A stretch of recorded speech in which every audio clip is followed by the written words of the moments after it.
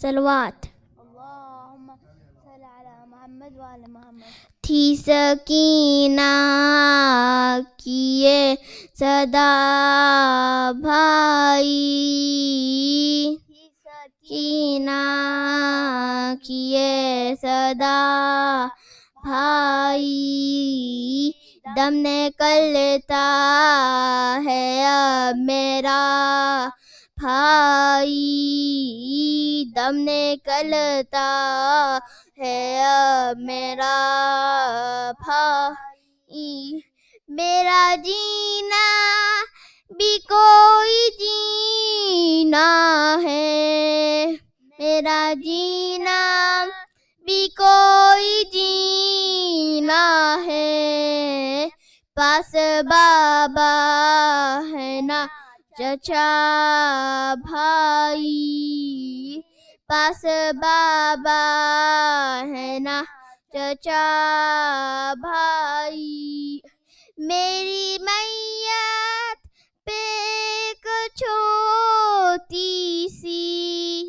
میری میت پہ ایک چھوٹی سی ڈال دیجیے کوئی رہتا بھائی، ڈال دیجیے کوئی ردا بھائی، میرے مرتے ہی قید سے سارا، میرے مرتے ہی قید سے سارا کنبہ ہو جائے گا رہا بھائی، کنبہ ہو جائے گا رہا بھائی، ماں کو نزدیک سے ہٹا دیجیے، ماں کو نزدیک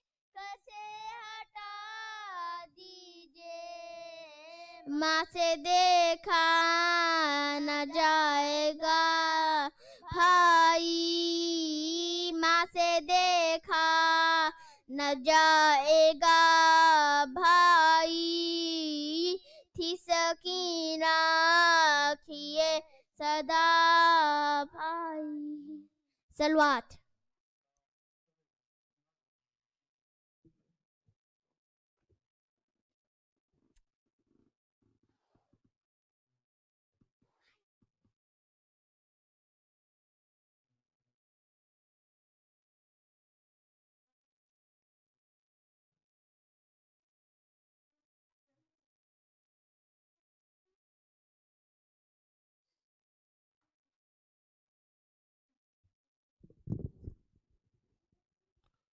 Assalamu alaikum Amineen.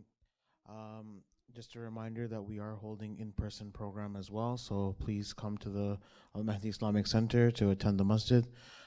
You can attend as long as you follow the COVID protocols, inshallah. And with another salawat, we'll start the speech with Maulana, inshallah.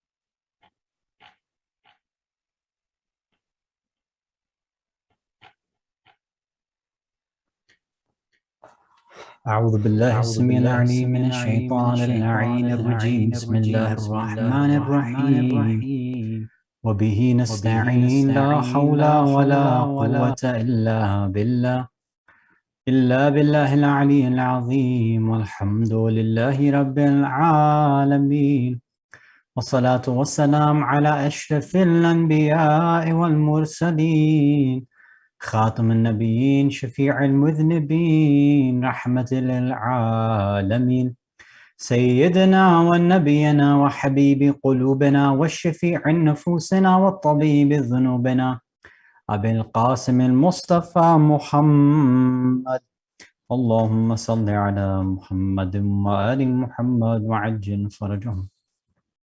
ثم الصلاة والسلام والتحية والإكرام على أهل بيته الطيبين الطاهرين المعصومين المظلومين المنتجبين المكرمين الخيرين الفاضلين لا سيما بقية الله في الأرضين روحي وأرواح العالمين لترابي مقدمه الفداء ولعنة الله على أعدائهم أجمعين من الأولين والآخرين إلى قيام يوم الدين أما بعد صلوات على محمد وآل محمد.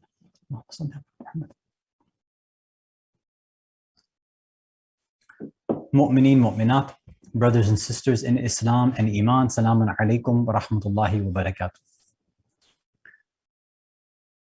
For the past 2 nights, we've been using this analogy from Imam Khomeini, rahmatullah alayh, about azadari being a divine sword in the hands of the azadaran.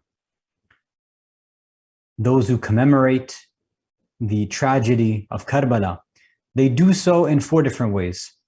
This divine sword can either be taken literally, and you have some people who go and fight the Zalimeen on the battlefield. You have some individuals who fight themselves internally and want to cause themselves pain or fight the inner Zalim. So they'll do matam or zanjir to help alleviate that pain. Or you have people who use this divine sword in a metaphysical, metaphorical, spiritual sense. And again, they either use it outwardly, meaning they fight systems of oppression. They will try to end hunger. They will feed the needy. They give sadaqah. They will help try to remove these systems of oppression, social justice, right? These are the sort of ideas there. And then the final type we talked about was where an individual, they focus more on the internal battle and the internal struggle.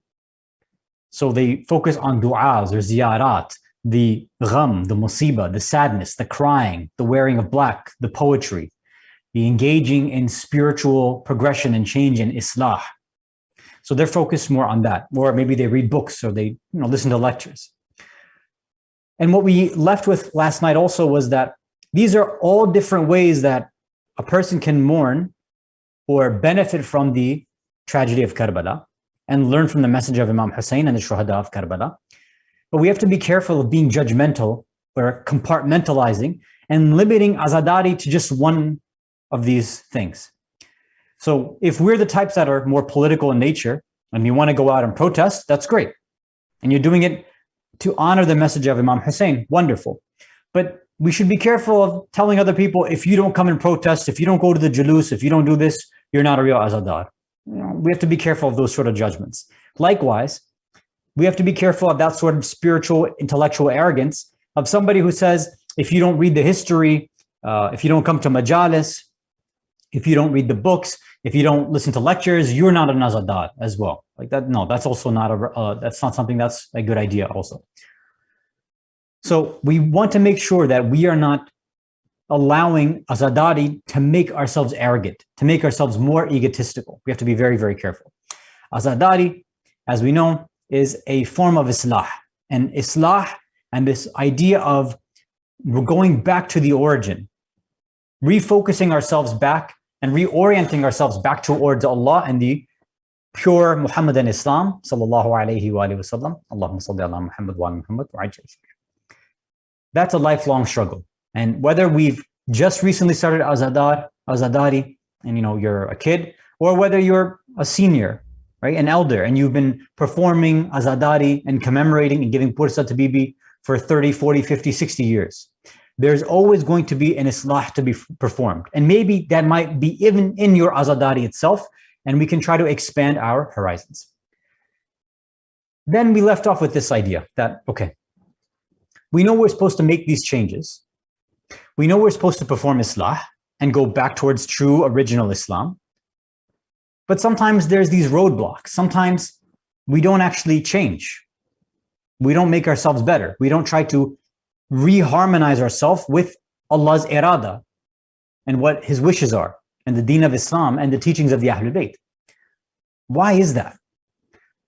Why is it that even after all this azadari, all of these lectures, all these majalis, these workshops and sessions, shabbedaris, matamdaris, we engage in all these practices which are supposed to spiritually cleanse us and help us, but sometimes we still end up sinning.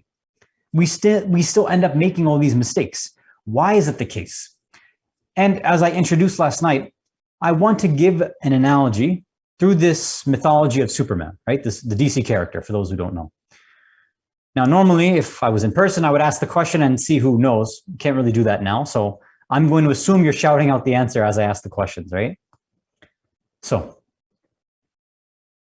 what is Superman's real identity? Who is he really, right? So some people, usually right now, they scream out Clark Kent. That's how they say who he really is.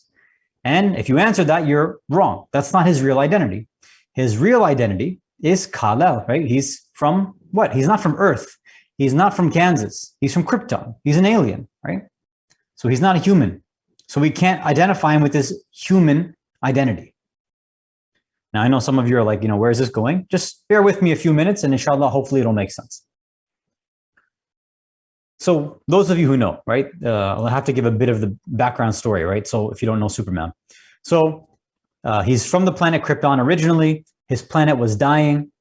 And as it was about to be destroyed, his parents put him in a spaceship and sent him off to Earth. And then he grew up on Earth, was raised by, two human parents, and then later on found out about his powers and became Superman, right? That's in a nutshell.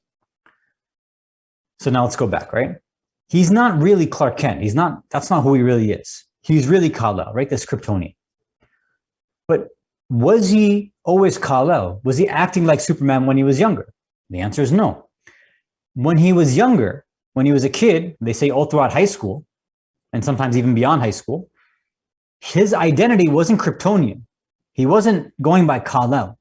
He was a human being, and that's what he acted like, right? You might say, okay, well, why did that happen? Why didn't he go around and fight crime and beat up bad guys and stuff when he was a kid?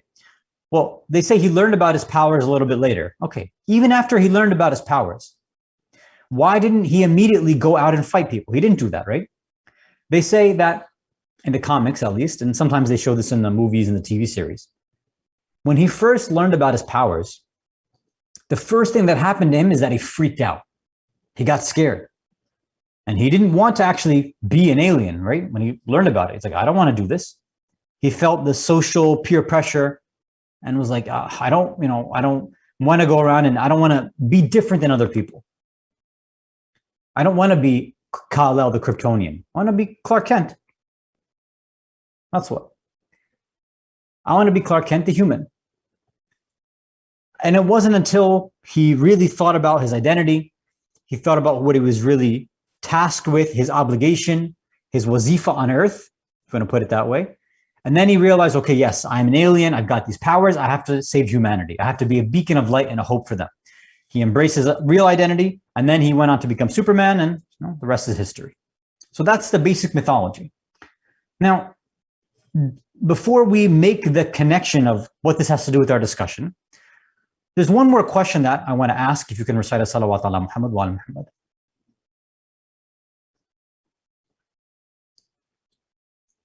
So go back to when he was younger and he didn't want to be Superman.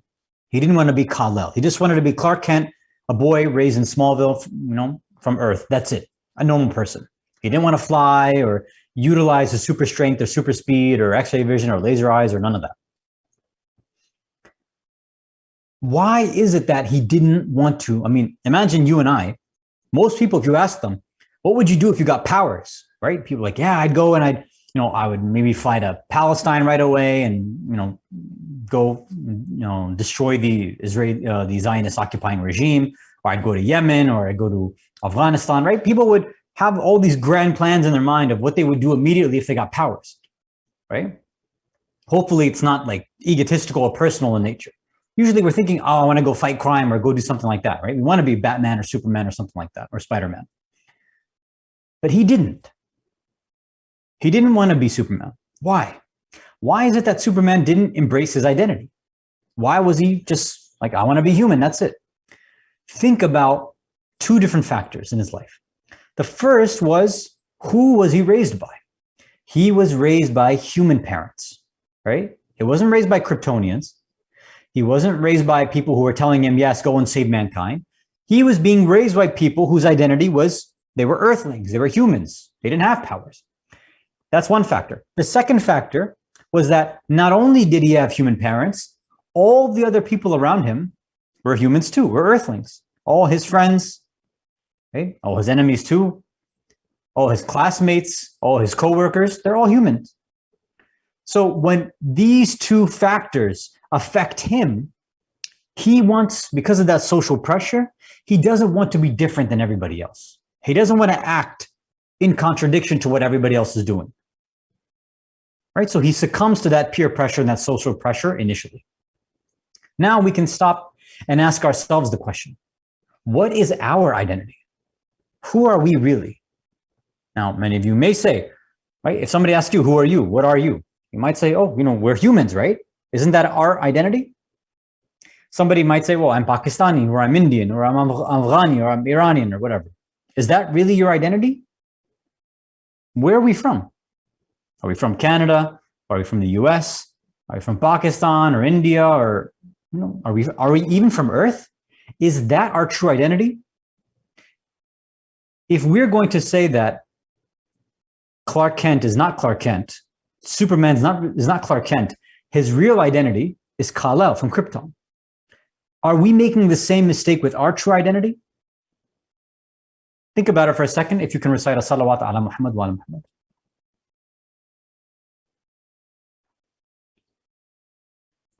Who are we really? Where do we really come from? What is our true nature and our true identity? Is it human? Or is it Canadian or American? Like people say American Muslim or Canadian Muslim, Pakistani Shia Muslim, all these other things. Is that what it is? What is it? What's our identity? Well, perhaps Allah knows that we are going to forget who we really are. Allah knows that we're going to lose ourselves constantly. We're not going to remember who we are. We're going to forget it, right? Allah says, for example, in Surah Al-Hashr, right? Ayah number 12, I believe. I'm not mistaken. Sorry, Surah Hashr is Surah 59, and this ayah is ayat number 19. Allah says there, Bismillah ar-Rahman ar-Rahim. وَلَا تَكُونُوا كَالَّذِينَ نَسُوا اللَّهِ. Don't be like those who did nisyan of Allah. Don't be like those who forget about Allah. Why? فَأَنْسَاهُمْ أَنفُسَهُمْ. Because Allah will make you forget who you really are. Right? So there's a formula here. If you forget God, you forget Allah, then you're going to forget your true identity, your nafs, who you really are. You're going to lose yourself. And then what happens if you lose yourself? You lose your nafs. Allah continues in this ayah. After, وَلَا تَكُونُوا كَالَّذِينَ نَسُوا اللَّهَ فَأَنْسَاهُمْ أَنفُسَهُمْ. Don't be like those who forgot about Allah, because Allah will make you forget who you are. Then what happens? أُولَٰئِكَ هُمُ الْفَاسِقُونَ. Because these individuals who forget God, then forget themselves, they become fasiqeen, fasiqun. They are the ones who start sinning openly. They're the ones who start disobeying God. So in one breath, they say, God, I love you, I obey you, I'm following the deen of Islam, I believe La ilaha illallah Muhammad Rasulullah sallallahu alayhi wa alihi wa sallam. Allahumma salli ala Muhammad wa ala. I believe in that. I believe in Ali and Waliullah alayhi salatu wasalam. I believe in the Ma'sumin. I believe in the Quran. I believe in the Maraji. I believe in all this. But in the next moment, they start sinning. They disobey. We don't care. Why is it? We forgot about God. God makes us forget about who we truly are, our real identity. And then we end up becoming open sinners and fasiqeen. We don't care sometimes what kind of sins we engage in. We'll even post it online. We don't care, right? And Allah wants to remind us about who we really are every single time someone dies. How is that the case? Think about it. Every single time we hear the news of a death in the community, a death somewhere, a death of a Muslim, What are we told to? What do we repeat constantly? Whenever somebody dies, what do we say? Inna lillahi wa inna ilayhi raji'un. Allah wants us to remember, hey, this person who just died and left this physical plane, they went back to where they really come from. And this is a reminder for you, this is where you come from. Inna lillah. You are really from me. Allah saying you're from me. You belong to me. You are godly. You are divine beings. You're not earthly beings. You're not humans. That's not your real identity. You're not Pakistanis or Indians or Canadians or Americans or Westerners or any of that. Your passport doesn't tell you who you are. Who you vote for doesn't tell you who you are. All of our real identity goes back to Allah. It's Tawheed. That's our real identity. We say, Inna lillah. Allah, we belong to you. We are from you. Wa inna ilayhi raji'un. And every single moment, we are being pulled back to you. We can either be pulled back to you forcefully when we die, and then we deal with the difficulty in death, in the grave, and then in barzakh, and then in qiyamah, or we can make the choice on our own to change our lives and go back to you willingly, to change our lives and become more Tawheedi, to become more Muhammadi, to become more Alawi, to become more Husseini and Zainabi. That's our choice. We can do that. That's why, for example, we have this famous hadith, Mutu qabla an tamutu, die before you die. Manifest and live inna lillahi wa inna ilayhi raji'un before you actually are forced to become inna lillahi wa inna ilayhi raji'un. Go back to Allah right now before Allah pulls you back by force. Because if you get pulled back by force, it's going to suck. It's going to hurt. If we do it right now, then hopefully the Ahlul Bayt will join us at the time of death. We'll be able to see Bibi Fatima, maybe Imam Ali, maybe Rasulullah. They'll join us. They'll hold our hands and they'll take our souls to the next realm. That's the khahish, that's the irada, that's the wish and hope that you and I and all of us, I think, have. Salawat ala Muhammad wa ala Muhammad. So, we started with the Superman analogy, right? He forgot who he really was. And when he was told who he was, he denied it. And he just openly went against that and still acted like a human. Why? Human parents and human friends. You and I forget ourselves too. We forget that we were sent down by Allah, the same way that Kala was sent down to become a beacon of light for humanity. We have been sent down by Allah to be a Khalifatul Ard, Khalifa fil Ard. Just, we have been following in the footsteps of the Anbiya, of the Mursaleen, of the Aimma, of the Ulama. We are trying to become the Khulafa here too. We are trying to show people the truth, try to show them the light. And it's very difficult because right now people are really confused.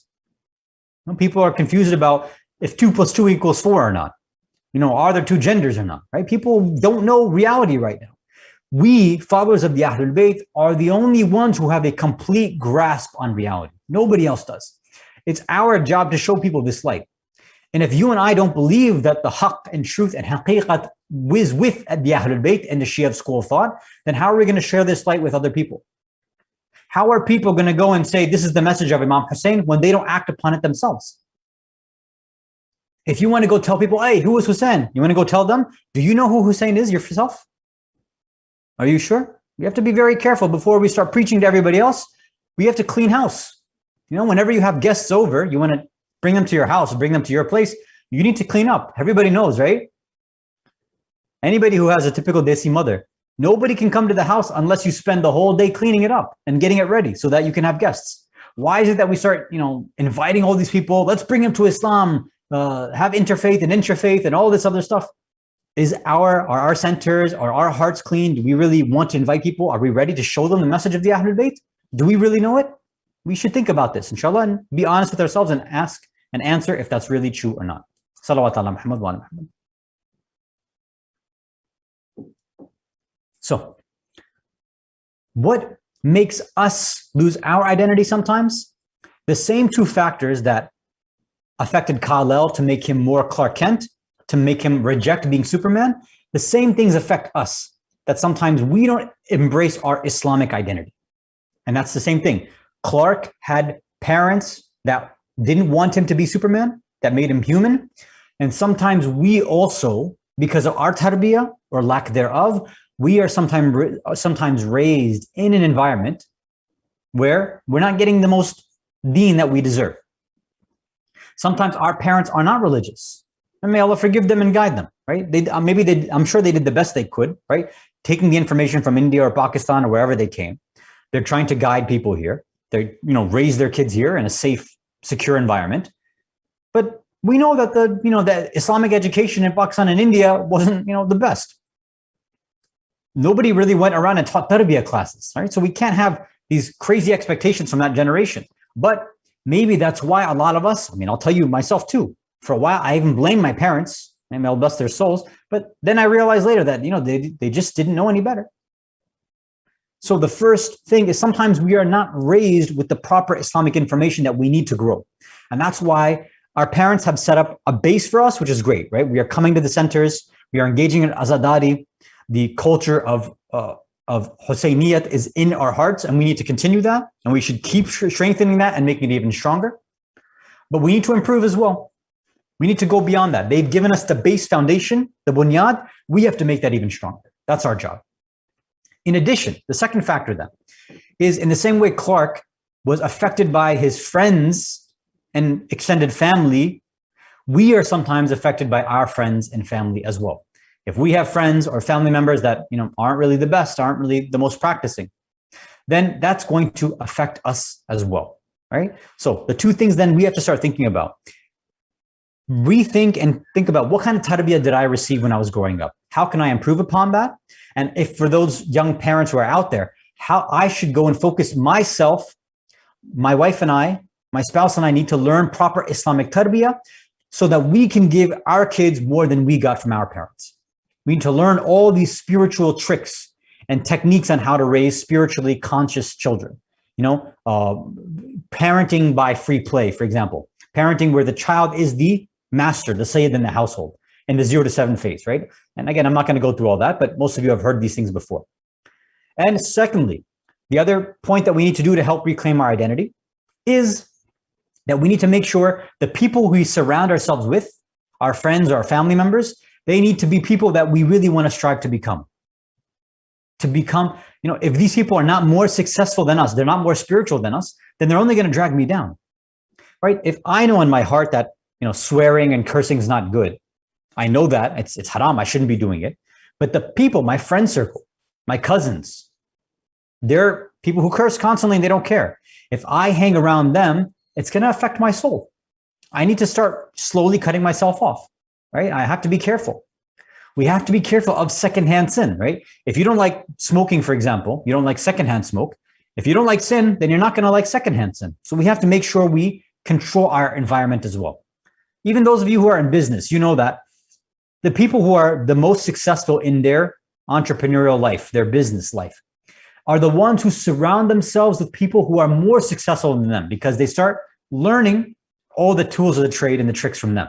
So if we want to start becoming better, start picking and surrounding yourself with people in the community or even outside who are people you aspire to be, who have good akhlaq, who read their salah and namaz on time, who are constantly attending majalis, who are strong in terms of their azadari culture, right? Things like this. And when you're picking your spouse, make sure you're doing the same thing, right? We talked about this in the session about parenting about marriage and finding a good spouse, right? We have to make sure we're finding people who are spiritually going to take us towards Allah, not away from Him. So these are the 2 points, hopefully, that we can take away from tonight, right? In the same way, we don't want to become like Kal-El, like Clark Kent, deny our identity.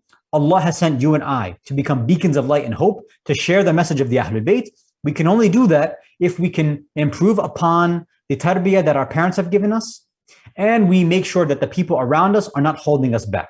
If we can start working on these 2 things in this Arba'een, right, series, and hopefully as we go on the rest of our lives, then hopefully we'll see that spiritual growth that we have in our hearts and our souls that'll be lifelong, and it will hopefully, inshallah, make us amongst the supporters and soldiers of Imam al-Zaman, Ajjalallahu ta'ala faraju sharif. Salawat ala Muhammad wa Muhammad.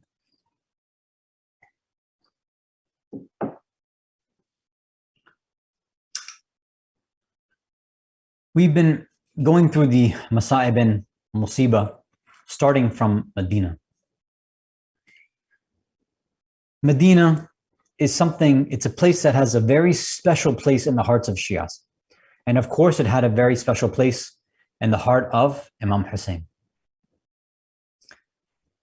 As we get ready in this last, the ending series of Azadari for us, after Rabiul Awwal, we do our final Al-Wida Majlis, we end and we move on. Let us now remember the final Wida that Imam Hussein performed when he was leaving Medina. They say when he began to go, before he left Medina, he went and he performed his final khudafis, his salams, and his Wida as well. And they say he went to many different graves. Some say that first he went to the grave of his brother Imam Hassan. And perhaps as he was at that grave, he remembers his brother telling him, Imam Hassan telling Hussein, La yawmaka yawmaka ya Aba Abdullah. There is no day like yours, ya Aba Abdullah. Imam Hussein would remember how they tried to bring the janazah, the tabut of his brother towards Rasulullah, but the enemies had struck the tabut with the arrows over and over and over again, so they had to bring it back to the house.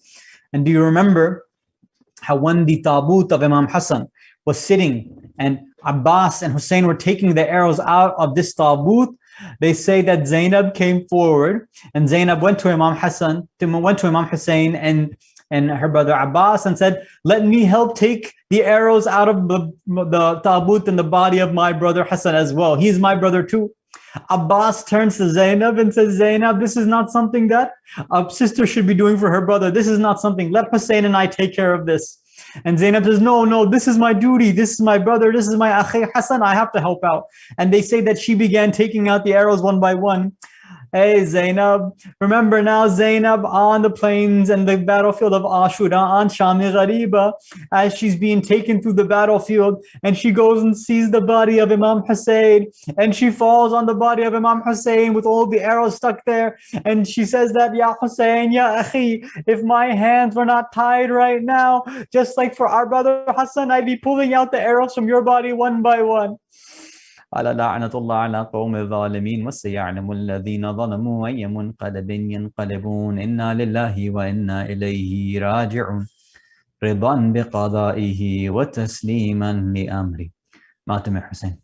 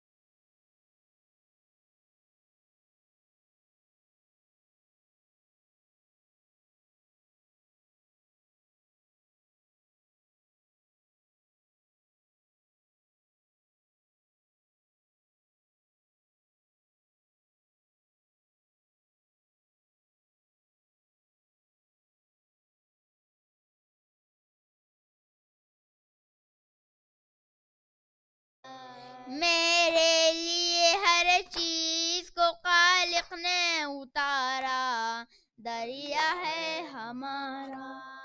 عباس کہتی تھی فوج ستمارا، دریا ہے ہمارا۔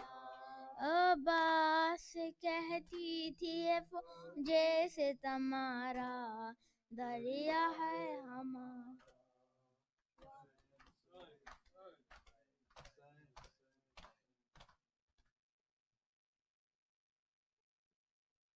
السلام علیکم یا ابا عبداللہ وعلی الارواح التي حلت بفنائک، علیکم منی جمیعا سلام اللہ ابدا ما بقیت وبقی اللیل والنہار بلا جعلہ اللہ آخر العہد منی لزیارتکم۔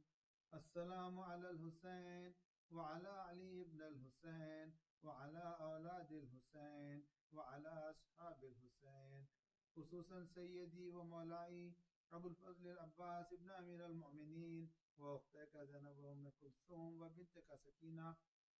السلام علیکم یا شہداء کربلا، السلام علیکم ورحمۃ اللہ وبرکاتہ۔ السلام علیکم یا غریب الغرباء معین الضعفاء والفقراء، السلام علیکم یا شمس الشموس انیس النفوس ایھا المدفون بعرض طوس، السلام علیکم ورحمۃ اللہ وبرکاتہ۔ السلام علیکم یا صاحب العصر والزمان، خلیفۃ الرحمن، مظہر الایمان، امام الانس والجان، الامان الامان الامان من فتنة الزمان، عجل اللہ تعالی فرجک وسهل اللہ تعالی مخرجک وظہورک، رزقنا فی الدنیا زیارتک وفی الآخرة شفاعتک وجعلنا من انصارک واعوانک ورحمۃ اللہ وبرکاتہ۔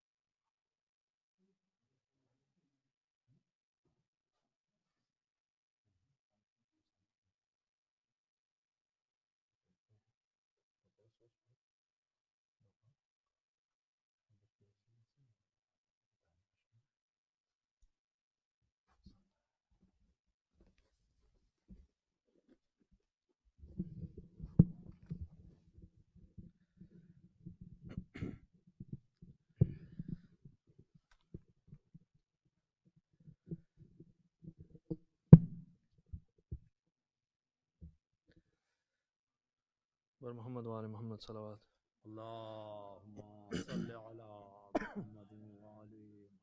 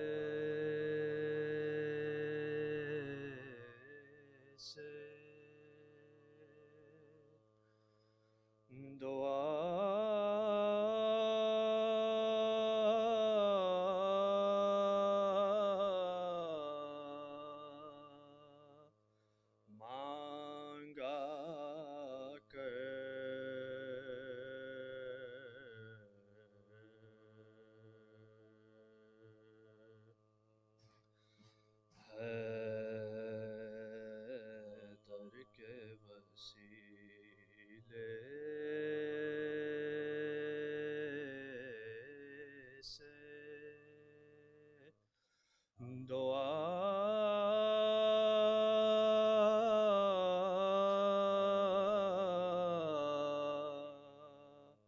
مانگا کر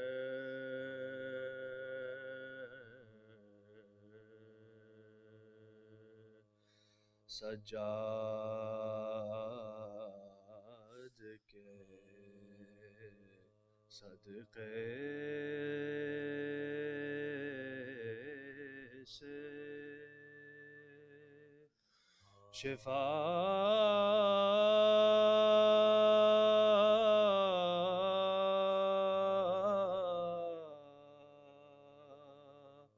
مانگا کر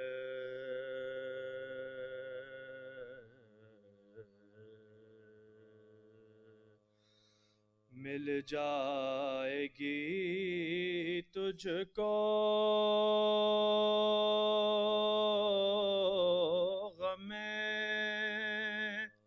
دنیا سے نجات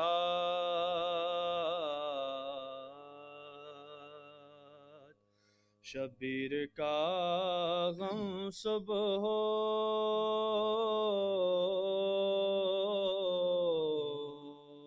مساء مانگا کر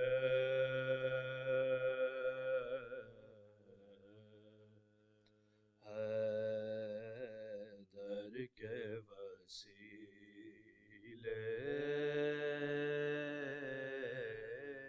سے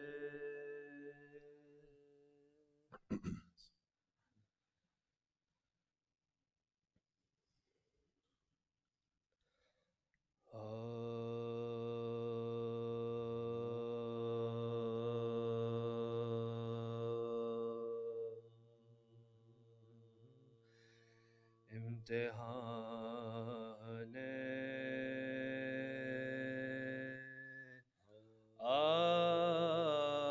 عاشقی میں کیف پاتے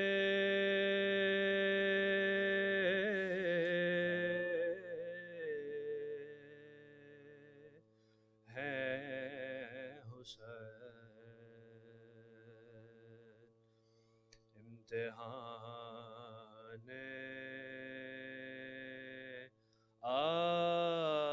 عاشقی میں کیف پاتے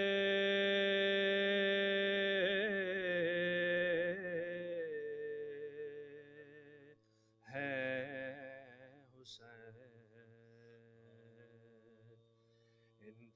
انتہائی مشکلوں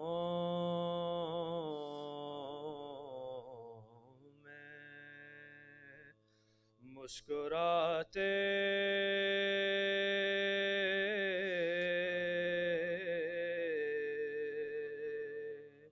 ہیں حسین لا فتح الا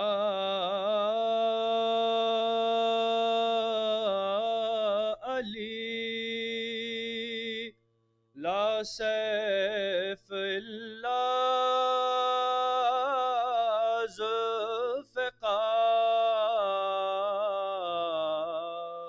ذوالفقار پڑھتے جاتے ہیں فرشتے بڑھتے جاتے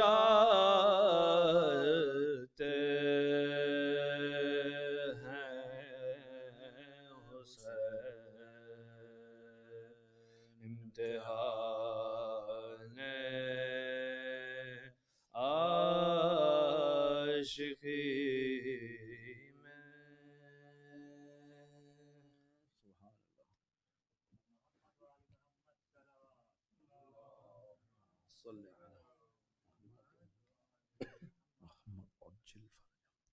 برائے خوشنودی امام زمان علیہ الصلوۃ والسلام بلندتر صلوات اللہم صلی علی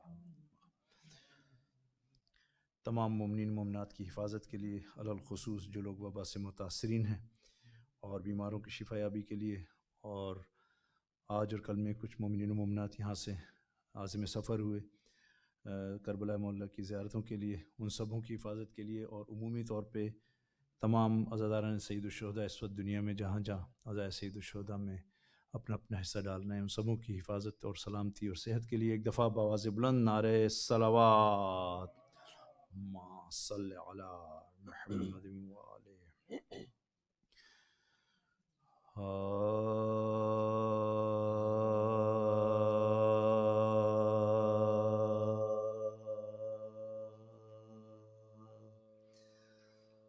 قید خانے میں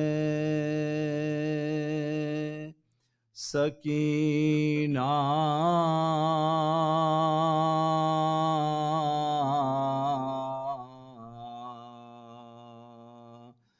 کو نہ نیند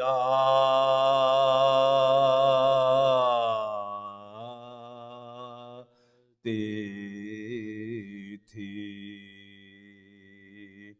قید خانے میں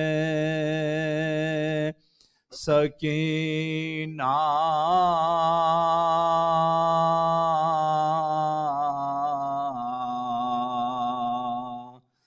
کو نہ نیند آتی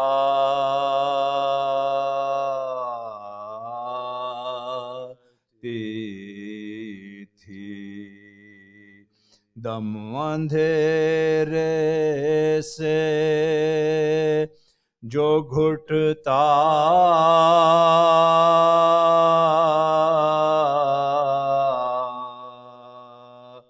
تھا تو گھبراتی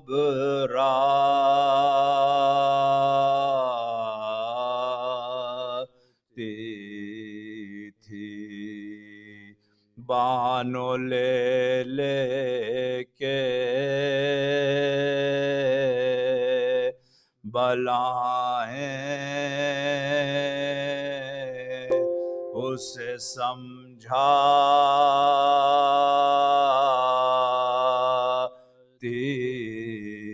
تھی، ماں کی چھاتی سے لپٹ بابا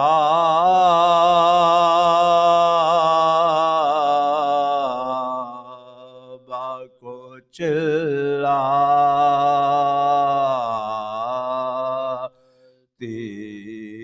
تھی، ماں کی چھاتی سے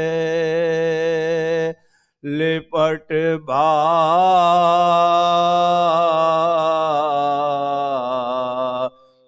کو چلاتی،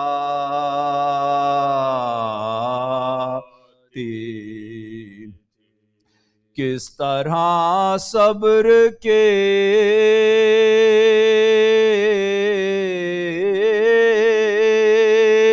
سل چھاتی پہ رکھ لے بابا، قید میں خوب سکینہ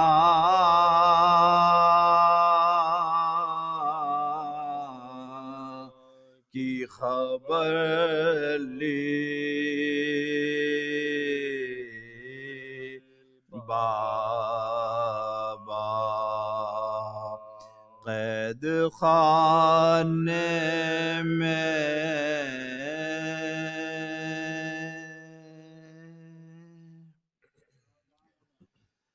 سلام کے چند اشعار ہدیہ سماعت ہیں، ایک دفعہ مل جل کے بآواز بلند نعرہ صلوات، اللہم صلی علی بار دیگر بآواز بلند نعرہ صلوات، اللہم صلی علی محمد وآل محمد۔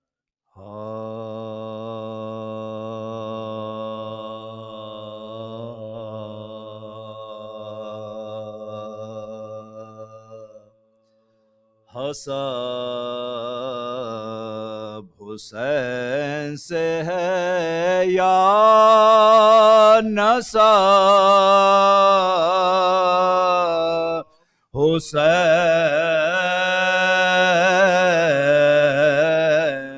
حسین سے ہے حسب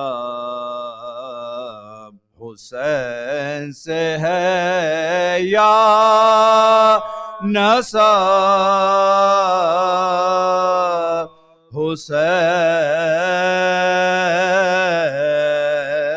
حسین سے ہے جو کربلا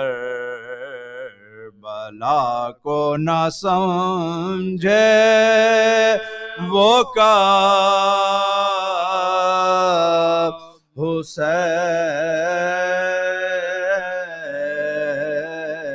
حسین سے ہے حسب حسین سے ہے یا نسب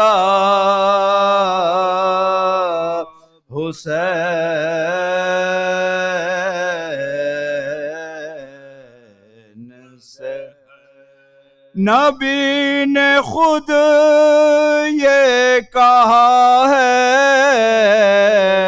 کہ میں حسین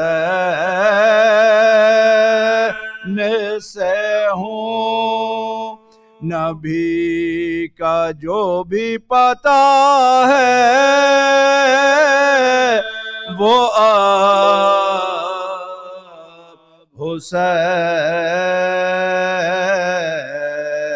حسین سے ہے حسب حسین سے ہے یا نسب حسین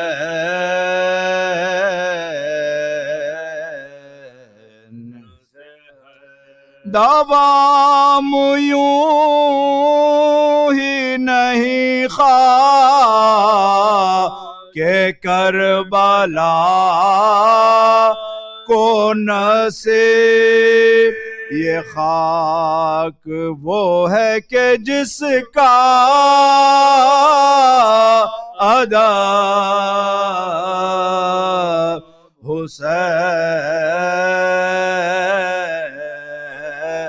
حسین سے ہے حسب حسین سے ہے یا نسب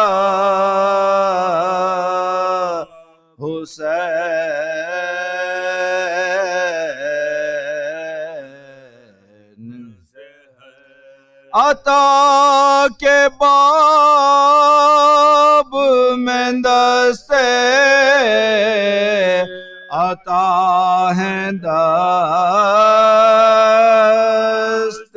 حسین طلب کے باب میں میری طلب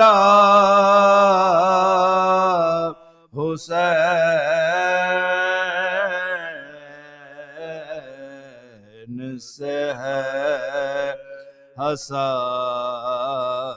حسین سے ہے یا نسب حسین سے ہے جہاں ہوا کی حفاظت میں جل رہے ہیں چراغ جہاں ہوا کی حفاظت میں جل رہے ہیں چراغ چراغ جلنے کا ایک سبب حسین وہ ایک شب کے بجھے جا نہ آندھیوں سے چرا وہ ایک شب کے بجھے جا نہ آندھیوں سے چرا وہ شب کسی سے نہیں ہے وہ شب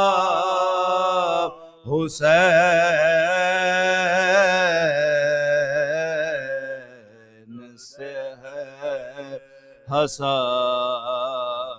حسین سے ہے یا نسب حسین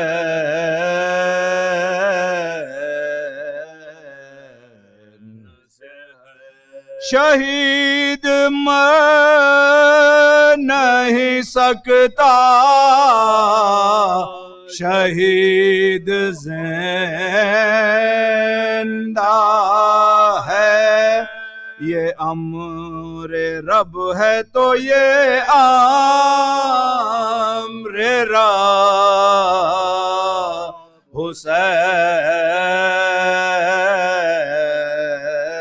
حسین سے ہے یہ روشنی یہ تجلی یہ زندگی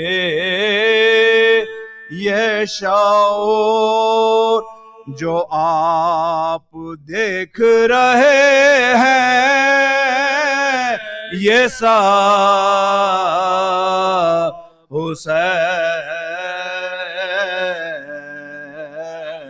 حسین سے ہے حسب حسین سے ہے یا نسب حسین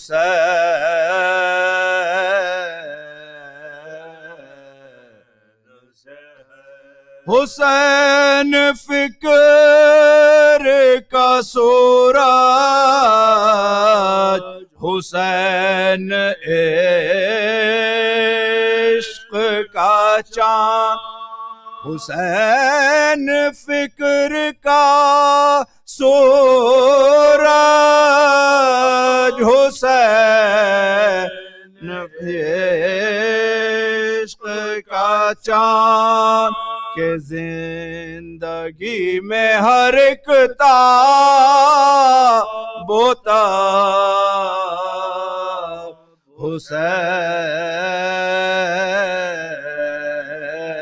حسین سے ہے حسب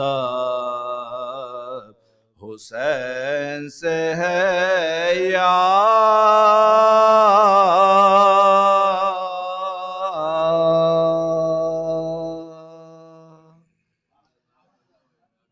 سورہ فاتحہ نظر شہداء کربلا علیہم السلام بسم اللہ الرحمن الرحیم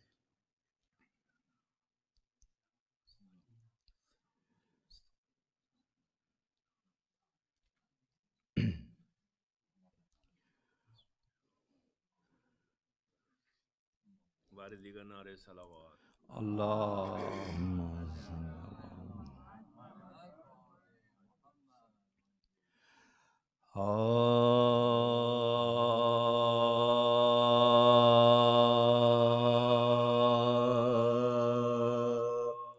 زنداں کو چلے جب حرم میں سید ابرار زنداں کو چلے جب حرم میں سید ابرار ڈوبے افق شام میں یثرب کے وہ انوار وہ بچے وہ بیوائیں وہ ایک صاحب آزار بے چھت کا وہ گھر آگ اگلتے در و دیوار بستر تھا کڑی دھوپ کا شبنم کے ردات اے مومنو یہ آل رسول دو سرات اے مومنو یہ آل رسول دو سرات وہ شام کے تیروں کا ہدف قلب مدینہ طوفان کے تھپیڑوں میں محمد کا سفینہ ہر حکم میں حاکم کے عداوت کا قرینہ اور پچھلے پہر شب کو وہ فریاد سکینہ جلادوں کے نرغے میں مجھے چھوڑ کے باپ اصغر کو خدا جانے کہاں لے گئے باپ جلادوں کے نرغے میں مجھے چھوڑ کے باپ اصغر کو خدا جانے کہاں لے گئے باپ ارے میں روتی ہوں چلاتی ہوں بابا نہیں آتے سب لوگوں کو تڑ پاتی ہوں بابا نہیں آتے ایک ایک سے بلواتی ہوں بابا نہیں آتے تھک ہار کے سو جاتی ہوں بابا نہیں آتے تھک ہار کے سو جاتی ہوں بابا نہیں آتے سچ کہتی ہوں دنیا سے گزر جاؤں گے ارے بابا نہ اگر آئے تو مر جاؤں گے بابا نہ اگر آئے تو مر جاؤں گی سچ کہتی تھی رو رو کے یوں ہی مر گئے بچی بابا نہ ملے جب تو سفر کر گئے بچی پیاسی تھی بہت جانب کوثر گئے بچی دوڑی ہوئی دادی کی صدا پر گئے بچی دوڑی ہوئی دادی کی صدا پر گئے شچی یہ سب سے بڑا زخم تھا زینب کے جگر پر دل روتا تھا بھائی کی امانت کے ضرر دل روتا تھا بھائی کی امانت کے ضرر میت کی طرف دیکھ کے کہتی تھی بحسرت ہے میری بچی میرے بھائی کی امان، شرمندہ ہوں میں کر نہ سکی تیری حفاظت، ارے بابا سے نہ کرنا میرے جنت میں شکایت، بابا سے نہ کرنا میرے جنت میں شکایت، سچ ہے کہ کفن تجھ کو میسر نہیں بیٹی،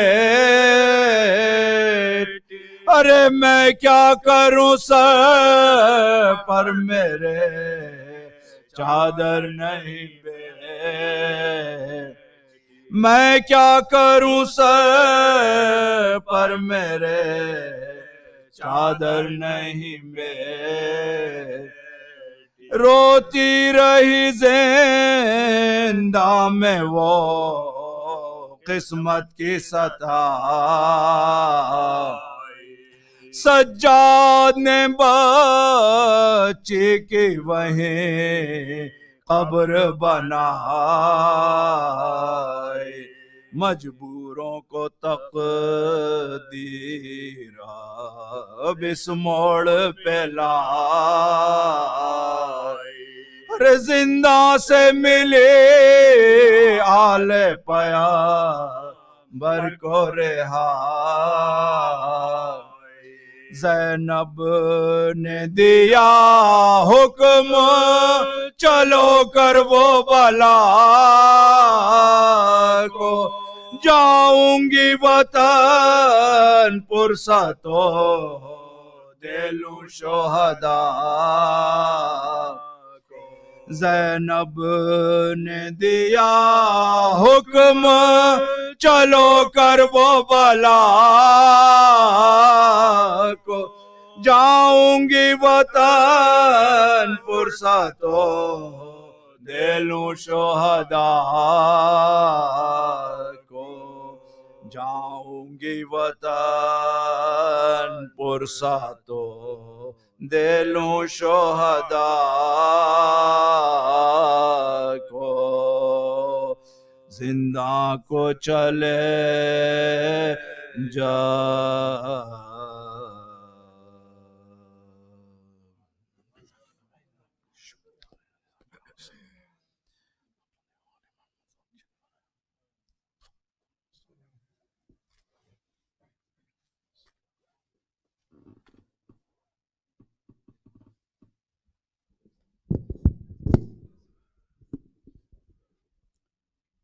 السلام علیکم محمد، تھوڑا سا پروگرام میں انشاءاللہ تھرسڈے سے تھوڑے سے چینجز ہے، مولانا رضوی صاحب کی مجلس پہلے ہوگی اردو کی مجلس، تو ہمارا پروگرام 7:30 سے شروع ہوگا، 8:30 پہ مولانا صاحب زیر ممبر ہوں گے، تو یہ پلیز نوٹ فرما لیجئے، from Thursday Urdu Majlis will be first, and after the Urdu Majlis, English Majlis will be conducted here. And یہ جو چینج ہوا ہے مولانا سید حسن رضوی صاحب کچھ وجہ سے وہ ان پرسن یہاں پر نہیں تشریف لا سک رہے ہیں، تو اسی لیے یہ چینج ہو رہا ہے، تو پلیز اس کو نوٹ فرما لیں۔ انشاءاللہ تھرسڈے سے پروگرام 7:30 سے شروع ہوگا، اور مولانا صاحب مولانا محمد رضوی صاحب 8:30 پہ ممبر پہ تشریف لائیں گے اور اسپیچ شروع ہوگی انشاءاللہ۔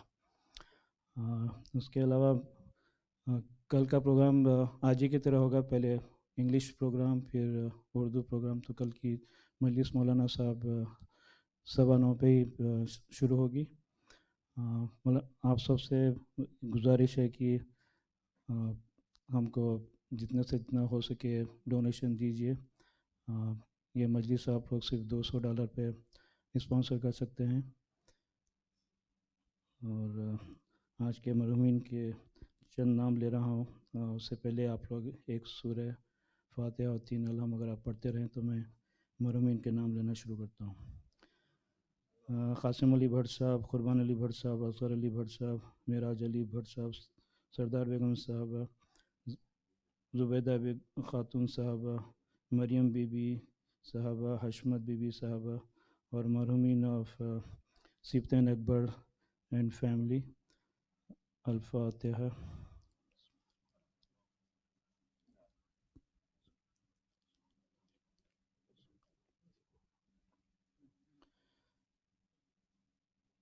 اللہم صلی علی محمد و آل محمد. مولانا سے گزارش کی تشریف.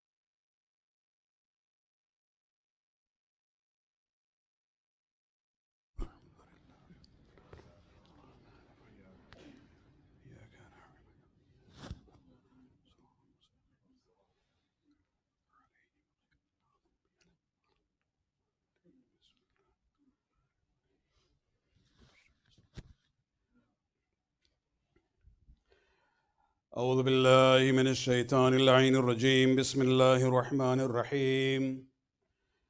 الحمد لله الذي لا يبلغ مدحته القائلون ولا يحصي نعماه العادون ولا يودي حقه المجتهدون.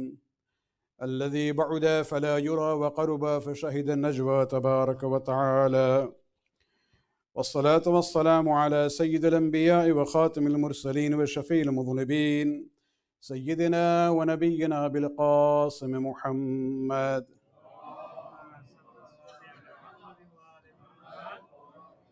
وعلى أهل بيته الطيبين الطاهرين المعصومين الذين أذهب الله عنهم الرجس وطهرهم تطهيرا.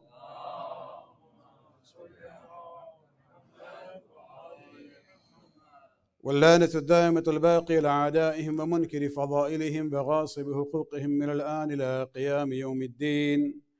أما بعد، فقد قال الله سبحانه وتعالى في كتابه الكريم: وجعلنا منهم أئمة يهدون بأمرنا لما صبروا وكانوا بآياتنا يوقنون. صلوات.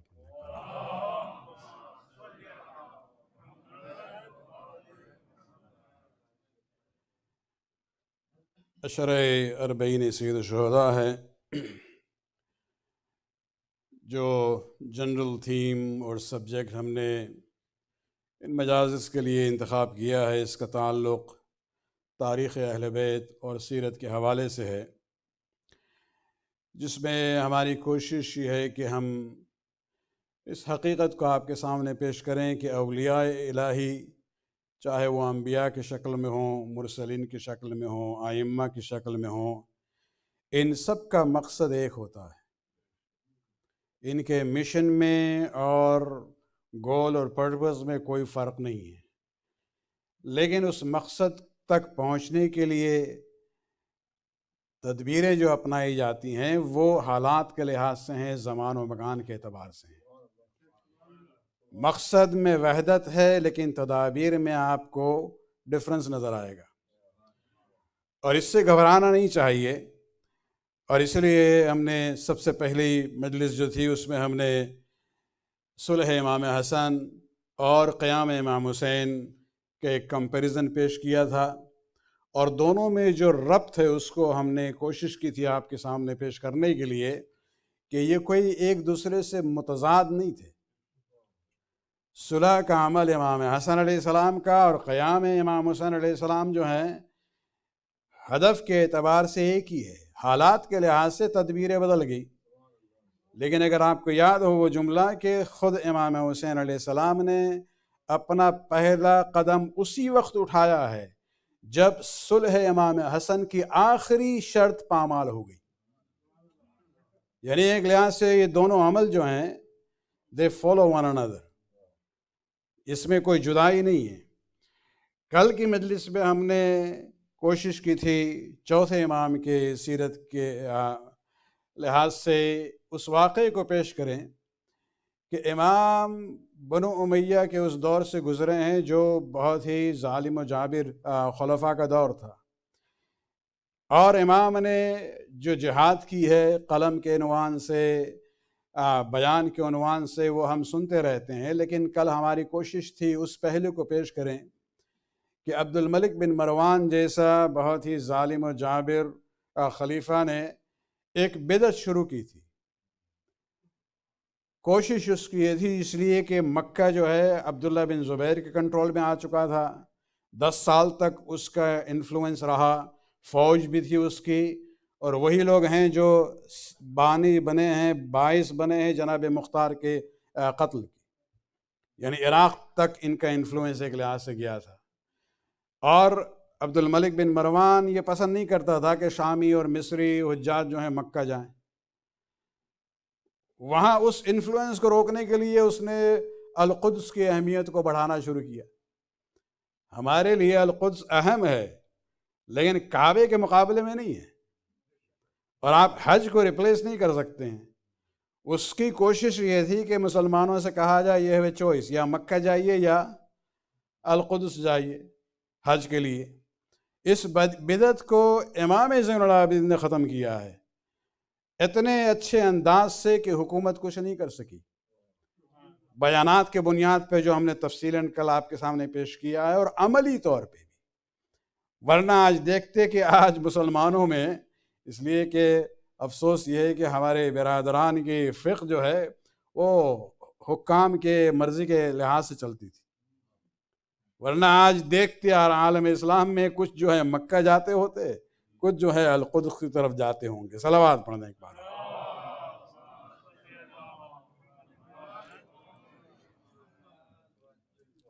آج کے مجلس میں 5ویں امام محمد باقر علیہ الصلوۃ والسلام کی حیات طیبہ سے صرف ایک پہلو آپ کے سامنے پیش کرنا ہے، اور اس میں یہ دیکھنا ہے کہ غیر شرعی حکومت کے ساتھ ہمارا برتاؤ کیا ہونا چاہیے۔ پہلی مجلس میں بھی ہم نے تمہیداً یہی کہا تھا کہ اس سیرت میں جو ڈفرنس نظر آتا ہے اس کو سمجھنا چاہیے۔ کچھ لوگ سمجھتے ہیں معاملات جو ہیں بلیک اینڈ وائٹ ہیں اور ہر مرض کے ایک ہی دوا ہے، نہیں، آپ کو مرض کو بھی دیکھنا ہوگا، اس کی تشخیص کرنی ہوگی، حالات کو دیکھنا ہوگا، اسی حساب سے علاج ہوگا۔ جہاں تک یہ بات ہے کہ ایک غیر شرعی حکومت کے ساتھ ہمارا برتاؤ کیا ہونا چاہیے، کہیں آپ کو سچویشن ایسی ملے گی جہاں بالکل کہا جائے گا کہ بالکل منع ہے،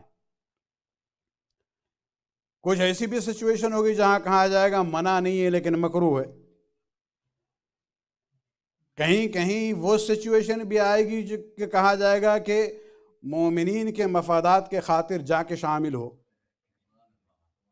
ڈیپینڈ کرتا ہے حالات پر اور جو شریک ہو رہا ہے اس پروسیس میں اس کی نیت پہ۔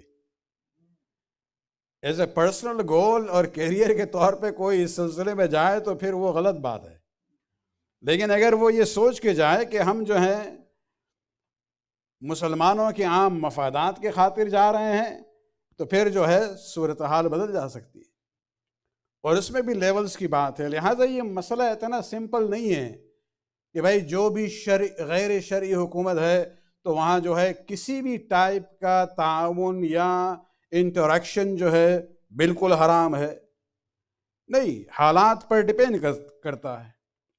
آج جو ہم مثال آپ کے سامنے پیش کرنا چاہیں گے، تاریخ میں تھوڑا کنفیوژن ہے ناموں کے بارے میں، لیکن ہم اس کو بہرحال چونکہ ہمارے علماء بھی اس کو 5ویں امام کے امامت کے دور کے لحاظ سے لکھتے ہیں، لیکن امام کی سیرت کو پیش کرنے سے پہلے ایک بیک گراؤنڈ کو سمجھنا ضروری ہوگا کہ اس زمانے میں مسلمانوں کے اقتصادی نظام کس بنیاد پہ تھا۔ صلوات پڑھنے ایک بار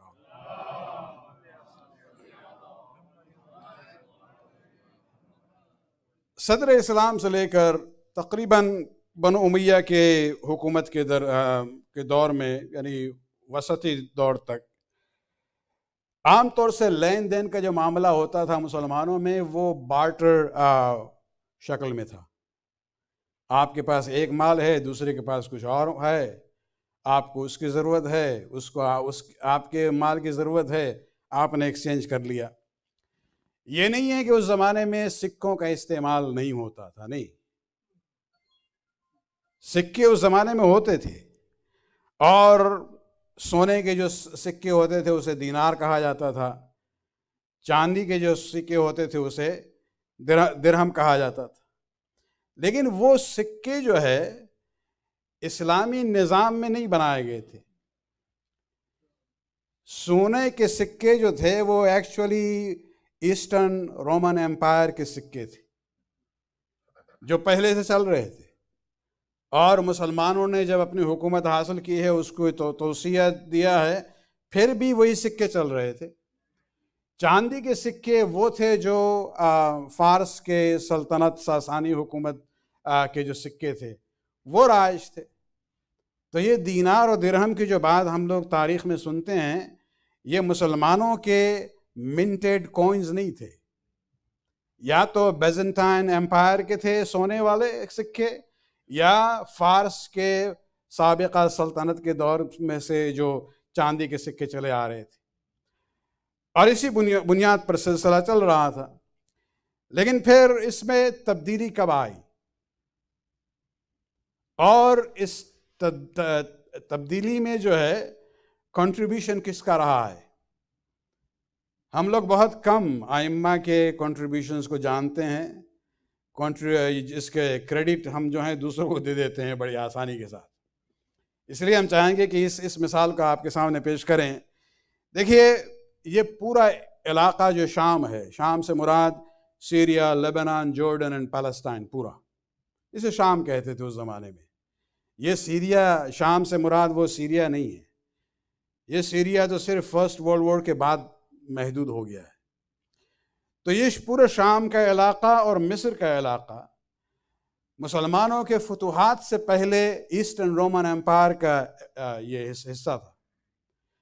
اور اس زمانے میں مصر میں وہ کیپٹل تھا یہ پیپر مینوفیکچرنگ کا.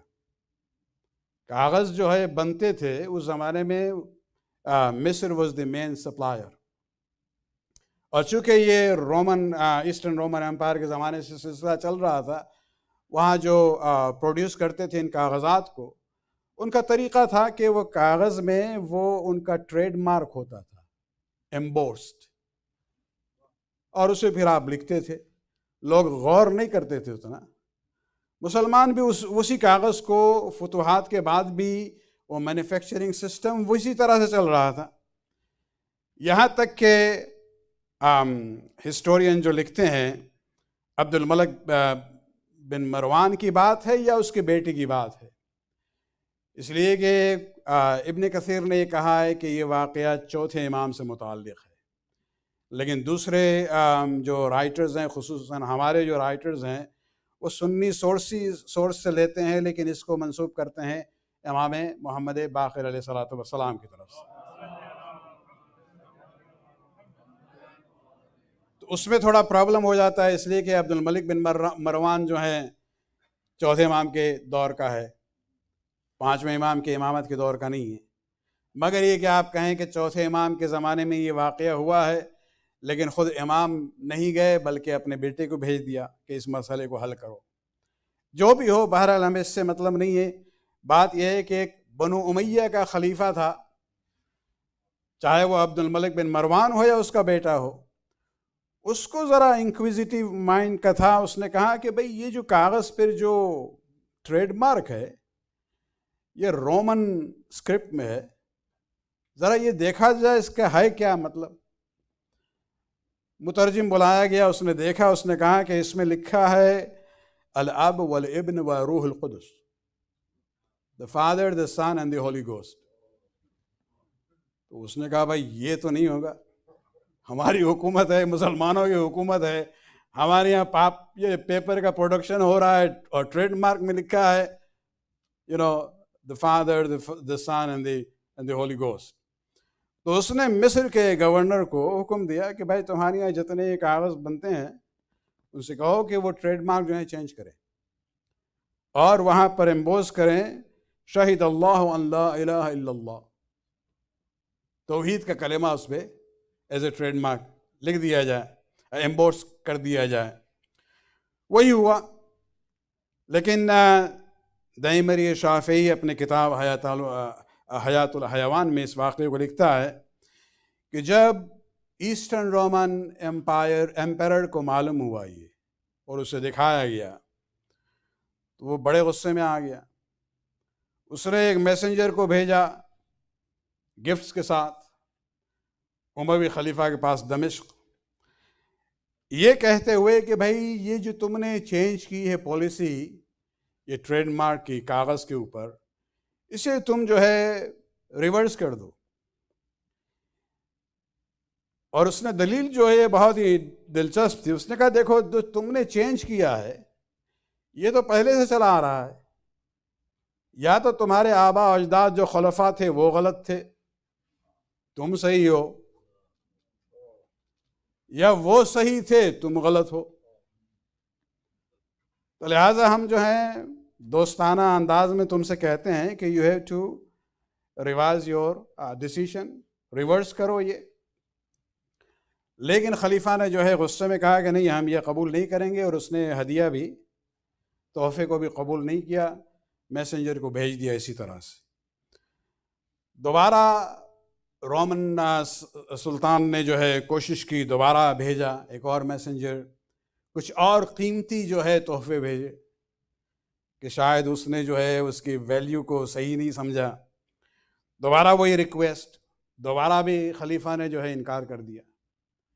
تیسری بار اس نے مزید اور تحفے بھیجے ساتھ ساتھ، اور اب جو ہے دھمکی دی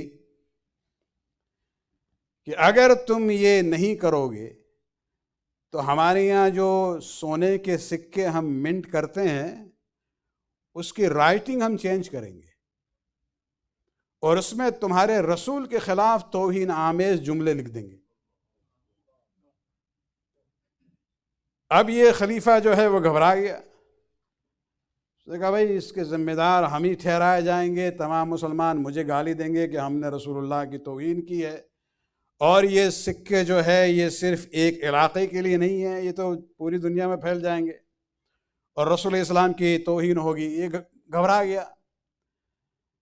دانشوروں کو بلایا، علماء کو بلایا، اپنے مشیری کو جمع کیا، لیکن کوئی جو ہے کوئی اچھا حل جو ہے پیش نہیں کر سکا.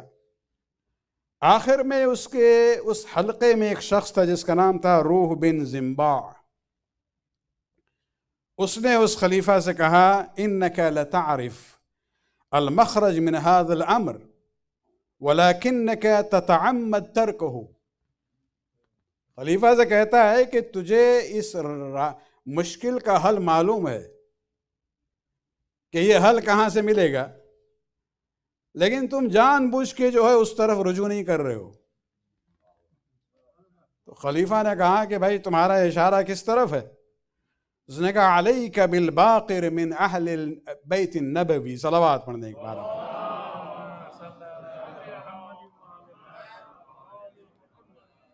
ان کی طرف جا کے رجوع کرو، وہ تمہیں حل بتائیں گے.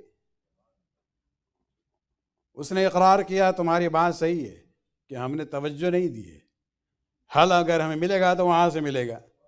اور یہ پہلی بات تو نہیں ہے. نجم الدین عسکری مرحوم ایک بزرگ عالم گزرے ہیں عراق کے، ان کی کتاب ہیں جہاں امیر المومنین کے قضایا کو جو فیصلے ہیں اس کا جمع کیے انہوں نے. تقریباً 100 سے زیادہ ایسے کیسز ہیں کہ جہاں سیکنڈ خلیفہ نے کہا تھا لولا علی لحلق عمر.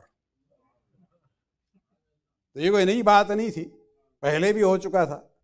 اقتدار ان کے ہاتھ میں تھا، علم کسی اور کے پاس تھا. اور اس مشکل میں بھی انہیں احساس ہوا کہ بھائی ہمیں انہی کے پاس جانا پڑے گا. یاد رہے کہ امام کوئی اسکول آف اکنامکس کے گریجویٹ نہیں تھے، بزنس اسکول سے بھی پڑھے نہیں تھے، جو کچھ ان کے پاس ہے خداوند عالم کی عطا ہے. لیکن اس کے بعد دیکھیں پھر اس نے جو ہے خلیفہ نے مدینہ کے صلوات پڑھنے کے بعد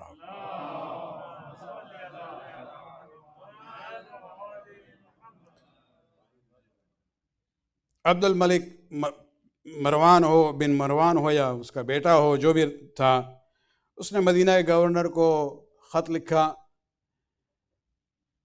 کہ تم میرے میسج کو الباقر تک پہنچائیں اور بہت ہی احترام کے ساتھ ان کو سرکاری بلکہ سلطنتی مہمان کی حیثیت سے ان کو لے کے آئیں دمشق. بہرحال وہ تفصیلات میں ہمیں نہیں جانا ہے. بہرحال احترام کے ساتھ امام کو دعوت دی گئی. امام پہنچے اور خلیفہ نے اپنے مسئلے کو امام کے سامنے پیش کیا، اور اس وقت تک اس ایمپرر کے میسنجر کو اس نے قید میں رکھا تھا کہ تم جاؤ گے واپس جواب کے ساتھ، لیکن ہم پہلے جواب ڈھونڈ لیں. پھر امام جب دمشق پہنچے ہیں اور اس نے مسئلے کو پیش کیا تو امام کے ابتدائی فقرات دیکھیں، عجیب و غریب ہیں. فرماتے ہیں لا يعظم هذا عليك، تمہیں زیادہ فکر کرنے کی بات نہیں ہے، یہ مسئلہ بہت آسان ہے. فإنه ليس بشيء من جهتين، یہ جو معاملہ ہے دو چیزیں ہیں اس میں. پہلی بات یہ ہے کہ ان اللہ عز وجل لم يكن ليطلق ما يحدد به صاحب الروم فی رسول اللہ صلی اللہ علیہ وآلہ وسلم.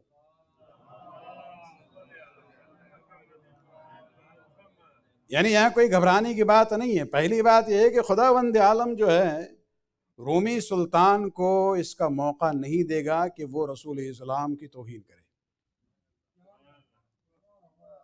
یہ ضمانت کون دے سکتا ہے؟ اللہ کی طرف سے جو ہے وہ خلیفہ اموی تو ضمانت نہیں دے گا. تو امام کہتے ہیں اس کی فکر مت کرو کہ رسول اللہ کی توہین کوئی کرے گا، نہیں، خداوند عالم اسے موقع نہیں دے گا. اور جہاں تک یہ سکے کی بات ہے جو اس نے کہا ہے وَالْأُخْرَى وُجُودُ الْحِيلَةِ، اس پرابلم کا حل موجود ہے تمہارے سامنے. تو خلیفہ نے کہا ما ہی، یہ حل کیا ہے؟ امام فرماتے ہیں اسی وقت، ہم عربی عبارتوں کو چھوڑ رہے ہیں یہاں پہ، کہ اسی وقت تم ان کو بلاؤ جو گولڈ سمتھ ہیں، سونا چاندی کا کام کرتے ہیں، انہیں بلاؤ اور ان سے کہو کہ تم جو ہے درہم و دینار کے سکوں کو منٹ کرنا شروع کرو، یہی پروڈیوس کیا جائے، اور اس پر جو لکھائی ہوگی اس کو بھی امام نے اسپیسیفکلی بتایا ہے. فرماتے ہیں کہ ایک طرف جو ہے سورہ توحید لکھنا جہاں ہمارے وحدانیت کا اعلان ہے، اور یعنی اس کوئن کے بیچ میں اتفاق سے وہ کوئنز ابھی بھی موجود ہیں میوزیمز میں.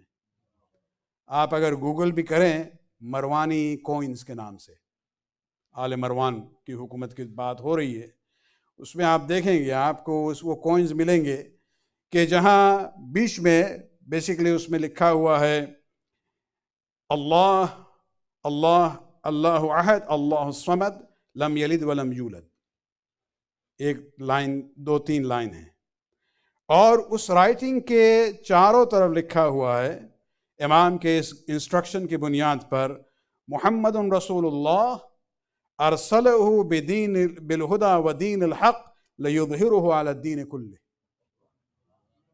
قرآن کی وہ آیت ہے کہ جہاں یہ کہا جا رہا ہے کہ محمد رسول خدا ہیں، خدا نے ان کو ہدایت اور دین حق کے ساتھ بھیجا ہے تاکہ تمام ادیان پر انہیں غلبہ حاصل ہو. صلوات پڑھنے کے بعد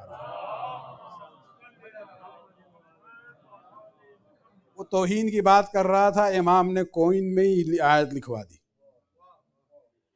اور پھر امام فرماتے ہیں کہ جو لیجنڈ ہے کوئن کا، یعنی فیس اور فرنٹ اینڈ بیک کی بات نہیں ہو رہی ہے، وہ جو سرکولر ایریا ہے وہاں پر جس شہر میں یہ کوئن بنا ہے اس شہر کا نام ہونا چاہیے، اور جس سال اس کوئن کو منٹ کیا گیا ہے وہ سال لکھنا. اور یہ صرف دمشق میں نہ ہو، امام نے کہا کہ جتنے بڑے بڑے شہر ہیں حکم دینا کہ وہاں وہ दिरहम और दीनार के कॉइन्स को बनाना शुरू करें, और जिस शहर में बनाया जा रहा है उसका नाम भी लेजेंड पे हो और तारीख भी हो। इसको अगर आप देखें तो इमाम ने फिर कहा कि ये काम जब हो जाए तो उसके बाद तुम पूरे ममलकत इस्लामिया में ये एक इंस्ट्रक्शन देना कि तमाम मुसलमानों पर अब लाजिम है कि इन्हीं कॉइन्स को इस्तेमाल करें अपने बिजनेस ट्रांजैक्शन में, बल्कि इंस्ट्रक्शन देना कि सख्ती के साथ अमल किया जाएगा उनके खिलाफ जो वायलेशन करे। यानी अब अगर सिक्का चलेगा तो ये इस्लामी सिक्का चलेगा, और जिनके पास जो पुराने हैं फारस के हुकूमत के या रोम के हुकूमत के, वो लेके आए जहां सिक्के बन रहे हैं और उनको रिप्लेस करके नए सिक्के उन्हें दिए जाएंगे। सलावात पढ़ने के बाद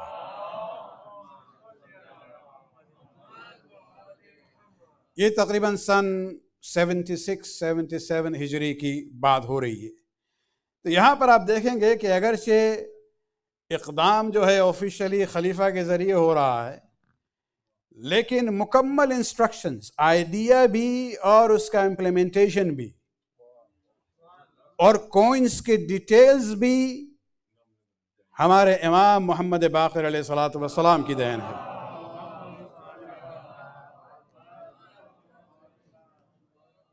ये एक लिहाज से ऐलान था उस दौर का कि जहां मुसलमान अपने इकोनॉमिक फ्रीडम की तरफ आ रहे हैं, अब वो दूसरों के सिक्कों के मोहताज नहीं है। और ये इतना अहम वाक़या था कि अभी भी जो कंटेम्प्रेरी हिस्टोरियंस हैं, एक वेस्टर्न हिस्टोरियन है लपीदास के नाम से, बहुत ही माहिर है वो, उसकी किताब है एक हिस्ट्री ऑफ इस्लामिक पीपल, और ये बहुत ही मोतदिल और सिंपैथेटिक राइटर है। ये लिखता है इन्हीं सिक्कों के बारे में, और ये अल्फाज हम आपके सामने कोट करना चाहेंगे। लिखता है, the new Arab coins did away with Christian and ज़ोरास्ट्रियन symbolism and introduced gold and silver coins with Arabic script to symbolize the sovereignty of the state and its independence from and equality with, if not superiority to, previous empires. यानी ये बहुत अहम इक़दाम था जो उस वक्त हुआ है। लबनान का एक क्रिश्चियन हिस्टोरियन है जो अंग्रेज़ी में किताबें जिसकी लिखी हैं, अल्बर्ट हुरानी, वो लिखता है ए हिस्ट्री ऑफ अरब पीपल में, at the same time as Arabic was introduced for purpose of administration, a new style of coinage was brought in, and this was significant since coins are symbols of power and identity. सलावत पढ़ने के बाद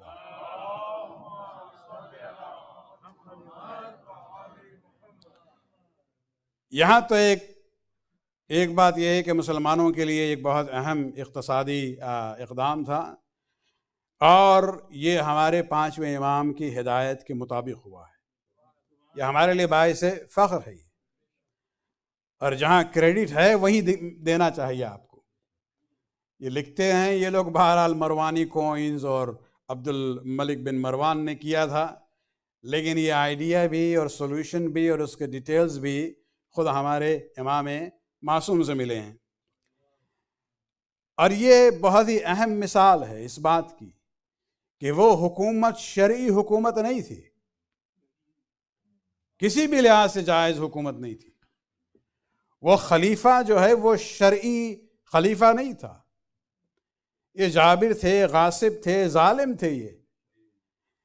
लेकिन इमाम उसको अब नहीं देख रहे हैं, इमाम मुसलमानों के आम मफादात को देखते हैं कि उम्मत का इंटरेस्ट किस बात में है, और उस बुनियाद पर इमाम मासूम जो है उस जाबिर बादशाह के हिदायत के लिए और गाइडेंस के लिए और एडवाइस के लिए तैयार हो जाते हैं। सलावत पढ़ने के बाद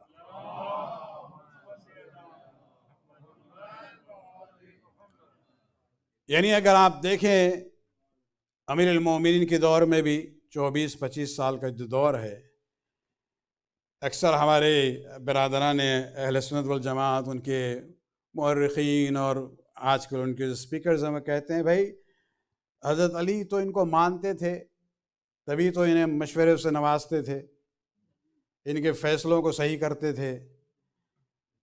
بھائی مشورہ دینا، فیصلوں کو صحیح کرنا دلیل اس بات کی نہیں ہے کہ وہ حاکم جو ہے وہ شرعی ہے۔ امام معصوم کی ذمہ داری ہوتی ہے، اگر فیصلہ غلط ہوا ہے تو حاکم تو غلط ہے، لیکن یہ ظلم کس پہ ہو رہا ہے؟ اس مسلمان مظلوم پہ، چاہے وہ مرد ہو یا عورت ہو جس پہ سزا لاگو کی جا رہی ہے۔ امام اس کے خاطر جا رہے ہیں، خلیفہ کے خاطر نہیں جاتے تھے۔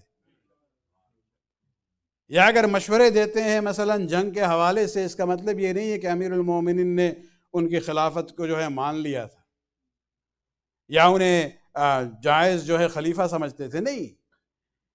یہ امام نور کی ذمہ داری ہوتی ہے، حالات کو دیکھتے ہوئے، کیفیتوں کو دیکھتے ہوئے، عام مسلم مفادات کو دیکھتے ہوئے وہ آگے بڑھتے ہیں اور دوسروں کے ساتھ بھی تعاون کرنے کے لیے تیار رہتے ہیں۔ صلوات پڑھنے کے بعد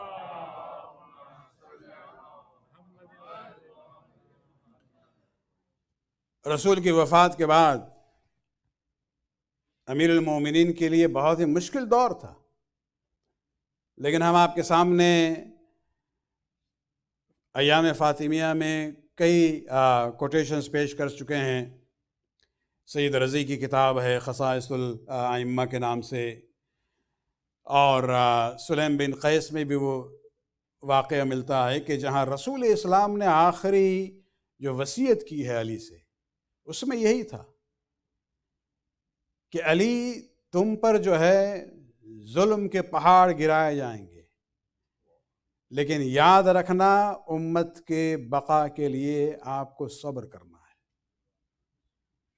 یہ جو امام نے تلوار نہیں اٹھائی تھی، یہ اس لیے نہیں کہ انہیں حق سمجھتے تھے، اس لیے کہ رسول اسلام کی وصیت تھی کہ آپ کو برداشت کرنا ہے۔ علی کے وہ مواقع صبر کے جو ہیں عظیم تر ہیں ان مواقع سے جہاں علی نے تلوار چلائی تھی،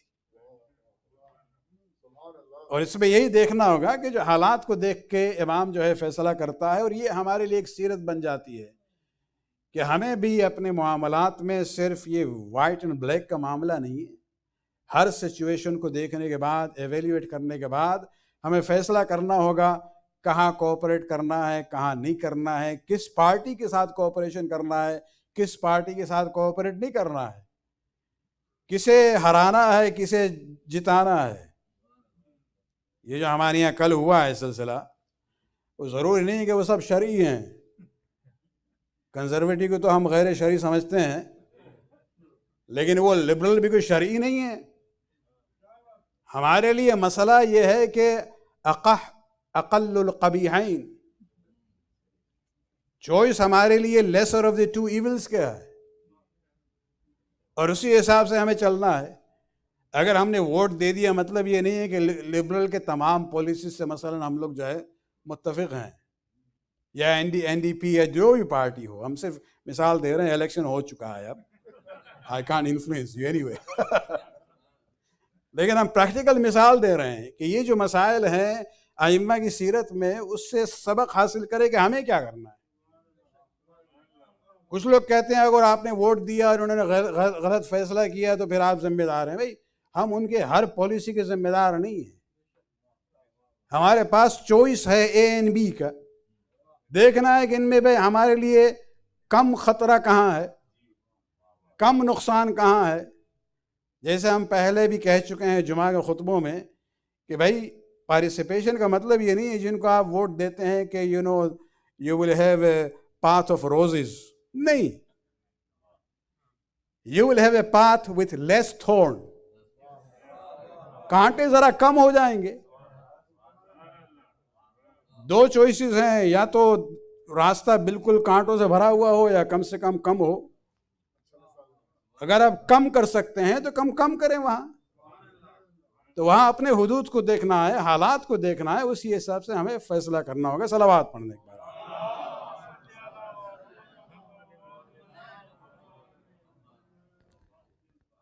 5ویں امام نے مسلمانوں کے اقتصادی آزادی اور استقلال کی بات کی ہے اس سکوں کے ایجاد کرنے کے ذریعے۔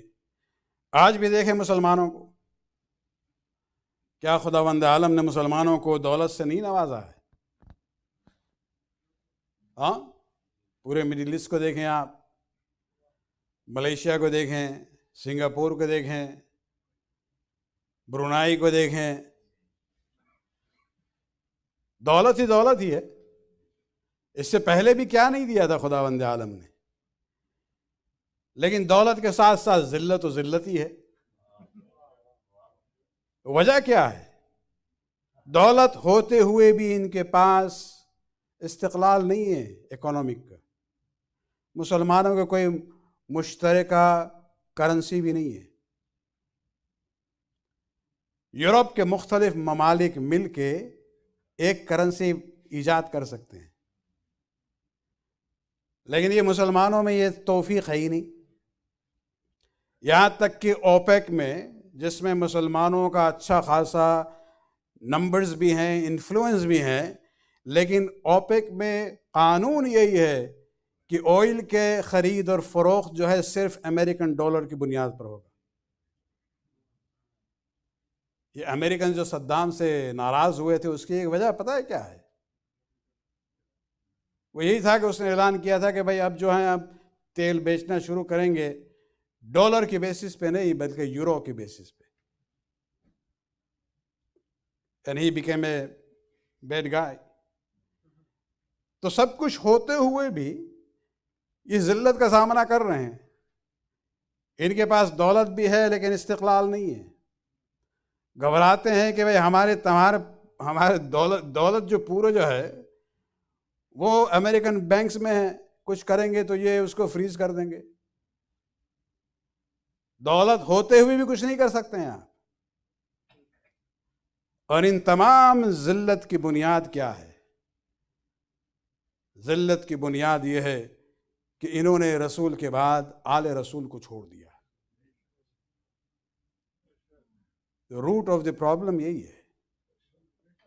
سلمان فارسی نے ایک جملہ کہا تھا، غالباً ابو ذر کا بھی یہ جملہ ہے، کہ تم لوگوں نے علی کو چھوڑ کے، تمہیں اندازہ نہیں ہے کہ خداوند عالم آسمان اور زمین سے تمہارے لیے نعمت ہی نعمت کھول دیتا، لیکن علی کو چھوڑ دیا ہے، وہ نعمتیں تم سے سلب ہو گئی۔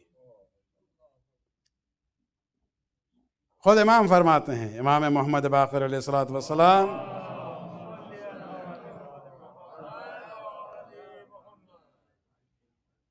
دو افراد جو ان کے یہاں آتے جاتے تھے علم حاصل کرنے کے لیے، لیکن غالباً کچھ شکایت بھی شاید امام کو تھی، اس جملے سے اندازہ ہو رہا ہے، سلم بن کہیل اور حکم بن عنینہ۔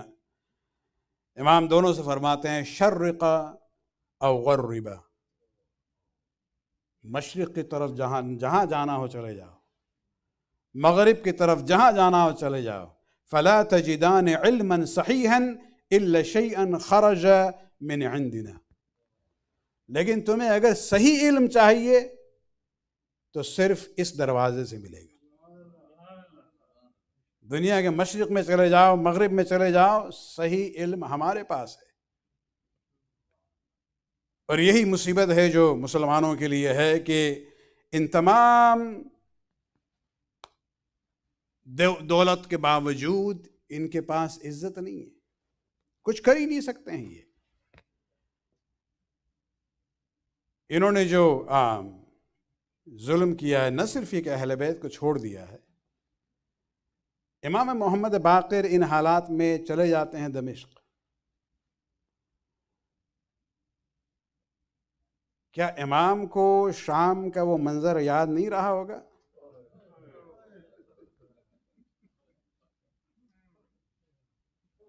امام کا سن مبارک اور جناب سکینہ کے سن مبارک صرف 1 سال کا فرق تھا۔ امام کربلا میں 5 سال کے تھے۔ امام بھولے نہیں تھے یہ سب، لیکن وہ امت کے مفادات کو دیکھتے ہیں اب تو بڑا احترام کے ساتھ امام کو بلایا گیا تھا، لیکن جو ظلم ہوا ہے،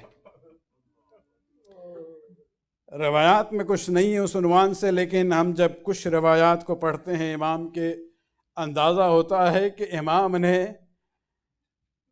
اپنی پھوپھی سکینہ جو عمر میں چھوٹی تھی ان سے، ان پر جو ظلم ہوا تھا اس کو ہمیشہ ذہن میں نقش کل حجر کی طرح بیٹھ گیا۔ امام کا جب وفات کا وقت آتا ہے، جو وصیتیں کی ہیں اس میں ایک وصیت یہ ہے، اپنے بیٹے سے کہتے ہیں چھٹے امام سے کہ کچھ رقم ہم نے جو ہے الگ کی ہے، اور میری وصیت ہے کہ اس رقم کو استعمال کرنا 10 سال تک حج کے موسم میں منا میں، جہاں مسلمان بڑی تعداد میں جمع ہوتے ہیں، 10 سال تک منا میں مجھ پر نوحہ بکا کیا جائے۔ عزاداری کی بنیاد یہ ہے، 5ویں امام نے رکھی تھی۔ کیوں؟ عجب نہیں کہ جناب امام محمد باقر علیہ السلام کو وہ مناظر یاد ہوں گے کہ جب بھی سکینہ بابا کو یاد کر کے روتی تھی تماچے کھاتی، جب بھی امام زین العابدین بابا کو یاد کرتے تھے تازیانے کھاتے تھے، اور اسی لیے خصوصاً یہ سفارش کرتے ہیں اپنی وصیت میں، عزاداران حسین جناب سکینہ کی مصیبت جو ہے عظیم مصیبت ہے۔ یہ قافلہ جب دمشق کے دروازے کے پاس پہنچا ہے، اس وقت کی مصیبت آپ جو سنتے ہیں، چوتھے امام سے جب پوچھا گیا تھا الشام الشام الشام، اس میں سے یہی ایک منظر ہے کہ جب دروازے شہر دمشق کے پاس پہنچے ہیں یہ لوگ، تو اس وقت جو ہے شمر ملعون نے حکم دیا ان سپاہیوں کو جن کے پاس وہ نیزے تھے، جن پر شہداء کے سر تھے، حکم دیتا ہے کہ تم جو ہے اہل حرم کے محملوں کے قریب آ جاؤ۔ یہ بہت ہی خبیث انسان تھا، وہ جانتا تھا کہ لوگوں کی نظر جو ہے بریدہ سروں کی طرف جائے گی۔ یہ ایک عام منظر نہیں ہوتا ہے، انسان ہمیشہ نہیں دیکھتا ہے، لوگوں کی نظر جو جائے گی سروں کی طرف، لیکن وہ خبیث چاہ رہا تھا کہ صرف سروں کی طرف نہ دیکھیں، لوگ زینب ام کلثوم کے چہرے کی طرف بھی نظر ڈالیں۔ لہٰذا ان سپاہیوں کو حکم دیتا ہے کہ تم اپنے ان نیزوں کو محمل کے قریب لے کے آؤ۔ عزاداران حسین ایک روایت ملتی ہے کہ جناب ام کلثوم آگے بڑھتی ہے، یہ ام کلثوم بنت فاطمہ ہے، جاتی ہیں شمر کے سامنے اور درخواست کرتی ہیں شمر ان سپاہیوں سے کہہ دو کہ نیزوں کو لے کے آگے بڑھ جائے تاکہ لوگوں کی نظر جو ہے ہماری طرف نہ جائے، لیکن خبیث نے کوئی مثبت جواب نہیں دیا۔ یہ وہ اتنی بڑی اذیت تھی کہ سکینہ جیسی 4 سال کی بچی نے بھی محسوس کیا ہے۔ جناب سہل بن سعد کی ایک روایت ملتی ہے، یہ بزرگ صحابی تھے رسول اللہ کے، کہ یہ کہتے ہیں کہ اسی دن ہم القدس کی زیارت کے بعد دمشق پہنچتے ہیں، ہم نے ازدحام دیکھا اور ہم نے پوچھا کیا اہل شام کیا آج کوئی عید کا دن ہے، تہوار ہے؟ جب سہل بن سعد نے پوچھا ہے تو کسی نے کہا کہ نہیں، بلکہ امیر کے خلاف جس نے بغاوت کی تھی اس کے سر کو لایا جا رہا ہے۔ جب اس نے پوچھا اس کا نام کیا تھا، اس نے کہا اس کا نام حسین بن علی ہے۔ سہل بن سعد نے کہا کہ یہ عجیب منظر ہے کہ تم حسین بن علی کا نام لے رہے ہو جو نواسے رسول ہے۔ آگے بڑھتے ہیں، کہتے ہیں ہم نے دیکھا وہ نوکے نیزہ پر وہ سر تھا، وہ چہرہ تھا جو رسول اللہ سے بہت ہی شبیہ تھا، مجھے اندازہ ہوا یہ حسین کا سر ہے۔ آگے بڑھتے ہیں، کہتے ہیں میں نے ایک بچی کو دیکھا اور اس سے پوچھا بچی تمہارا نام کیا ہے؟ اس نے جب کہا ہے میرا نام سکینہ بنت الحسین ہے، اس وقت سہل بن سعد نے کہا اے بیٹی ہم تمہارے جد کے صحابی ہیں، اگر کچھ ہو تو بتاؤ ہم تمہاری خدمت کر سکیں۔ بس سکینہ کی کمسنی کو دیکھے، اس وقت درد صرف ایک تھا کہ ہماری ماں بہن اور پھوپھی کے چہرے پر جو اذیت ہے، کہتی ہیں سہل اے میرے جد کے صحابی ان سے کہو کہ اپنے نیزوں کو آگے بڑھائیں۔ عزاداران حسین، لگتا ہے کہ حسین نے بھی بیٹی کے اس درد کو محسوس کیا۔ یہ اس وقت کی بات ہے کہ حسین کے سر نے سورہ کہف کی تلاوت کی تاکہ لوگوں کی توجہ حسین کے سر کی طرف ہو اور زینب و ام کلثوم کو مزید اذیت نہ پہنچ۔ الا لعنۃ اللہ علی القوم الظالمین سیعلم الذین ظلموا ای منقلب ینقلبون۔ خداوند اس خلیل بات قبول فرما، ہمارے گناہوں کو بخش دے، ہماری توفیقات میں اضافہ فرما۔ خداوندہ تمام انسانی برادری کو کورونا وائرس کی اس بلا سے نجات دے، مسلمانوں میں حکمت اور علم کی بنیاد پر امن کی فضا پیدا کر۔ خداوندہ شیعہ علی کو خصوصاً اپنے حفظ امان میں رکھ، خصوصاً وہ شیعہ جو افغانستان کے بہت ہی انسٹیبل حالات سے گزر رہے ہیں۔ خداوندہ تکفیری افواج کی تمام صلاحیتوں کو نیست و نابود فرما، امام کے ظہور میں تاجل فرما۔ ربنا تقبل منا انک انت السمیع العلیم۔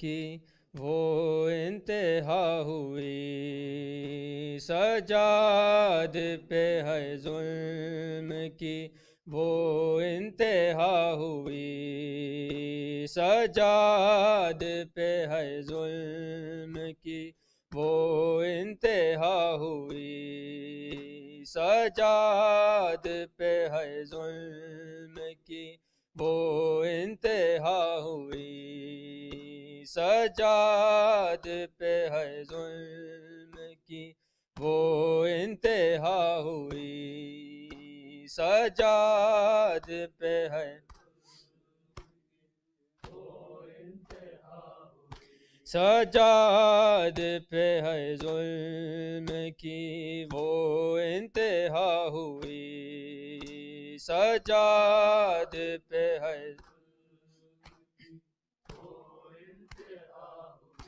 آنکھوں کے سامنے ہی بنت نبی کی لاڈلی ہے بے ردا ہوئے، سجاد پہ ہے ظلم کی وہ انتہا ہوئی، سجاد پہ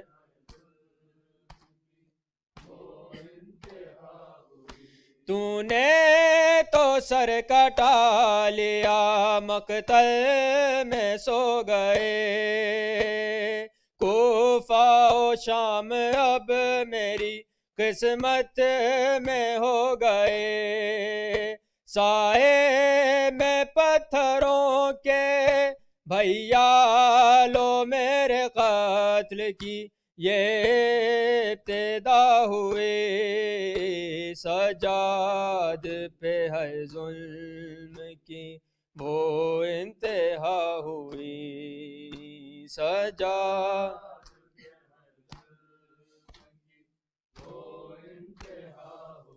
بازار شام نعت کے قرآن آ گئے تھا شور خاص و عام میں مہمان آ گئے زہرا کی بیٹیوں کے ہاتھوں میں رسیاں کیا ان سے خطا ہوئے سجاد پہ ہے ظلم کی وہ انتہا ہوئی سجاد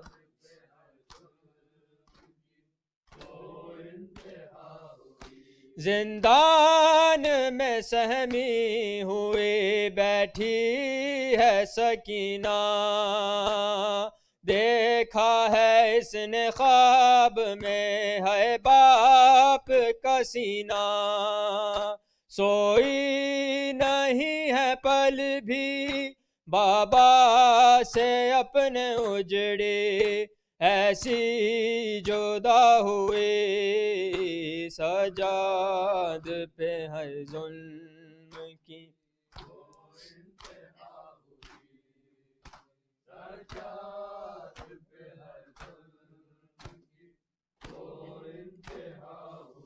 زینب کا سر سجاد نے دیکھا کھلا ہوا اشکوں کا رنگ جوش میں آ کر بدل گیا باغی کی یہ بہنیں ہیں تشہیر پھوپھیوں کی جب جا بجا ہوئے سجاد پہ ہے ظلم کی وہ انتہا ہوئی سجاد پہ ہے ظلم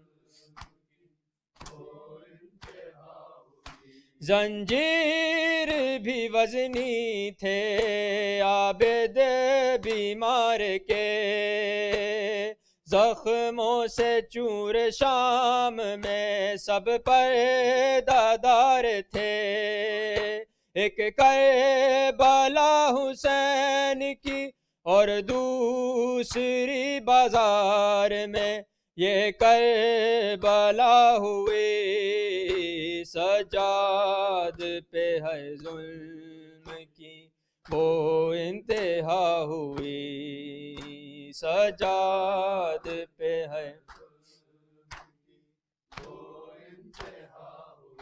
صدقہ شبیر کا ہے اسلام بچ گیا کلمہ قرآن انبیاء کا نام بچ گیا خون حسین جب گرا کربل کی تپتی ریت پہ خاک شفا ہوئی سجاد پہ ہے ظلم کی وہ انتہا ہوئی سجاد پہ ہے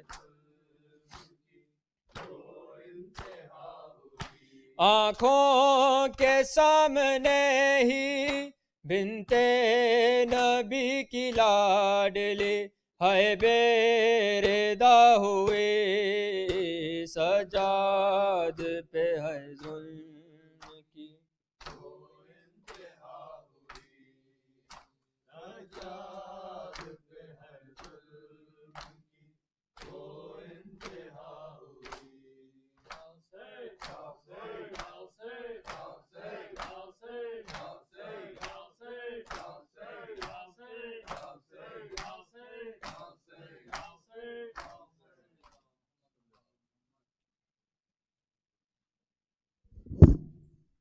السلام علیکم یا ابا عبداللہ وعلی الارواح التي حلت بفنائک علیکم منی جمیعا سلام اللہ ابدا ما بقیت وبقی اللیل والنہار ولا جعله الله آخر العهد مني لزيارتكم.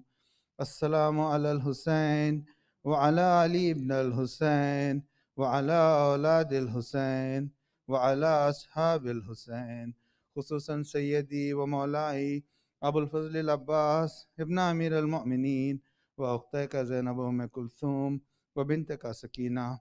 السلام عليك يا شهداء كربلاء. السلام عليكم ورحمة الله وبركاته. السلام عليك يا غريب الغرباء معين الضعفاء والفقراء. السلام عليك يا شمس الشموس أنيس النفوس أيها المدفون بأرض توس. السلام عليكم ورحمة الله وبركاته. السلام عليك يا صاحب العصر والزمان خليفة الرحمن مظهر الإيمان إمام الإنس والجان. أجل الله تعالى فرجك وسهل الله تعالى مخرجك وظهورك. رزقنا في الدنيا زيارتك وفي الآخرة شفاعتك وجعلنا من أنصارك وأعوانك ورحمة الله وبركاته.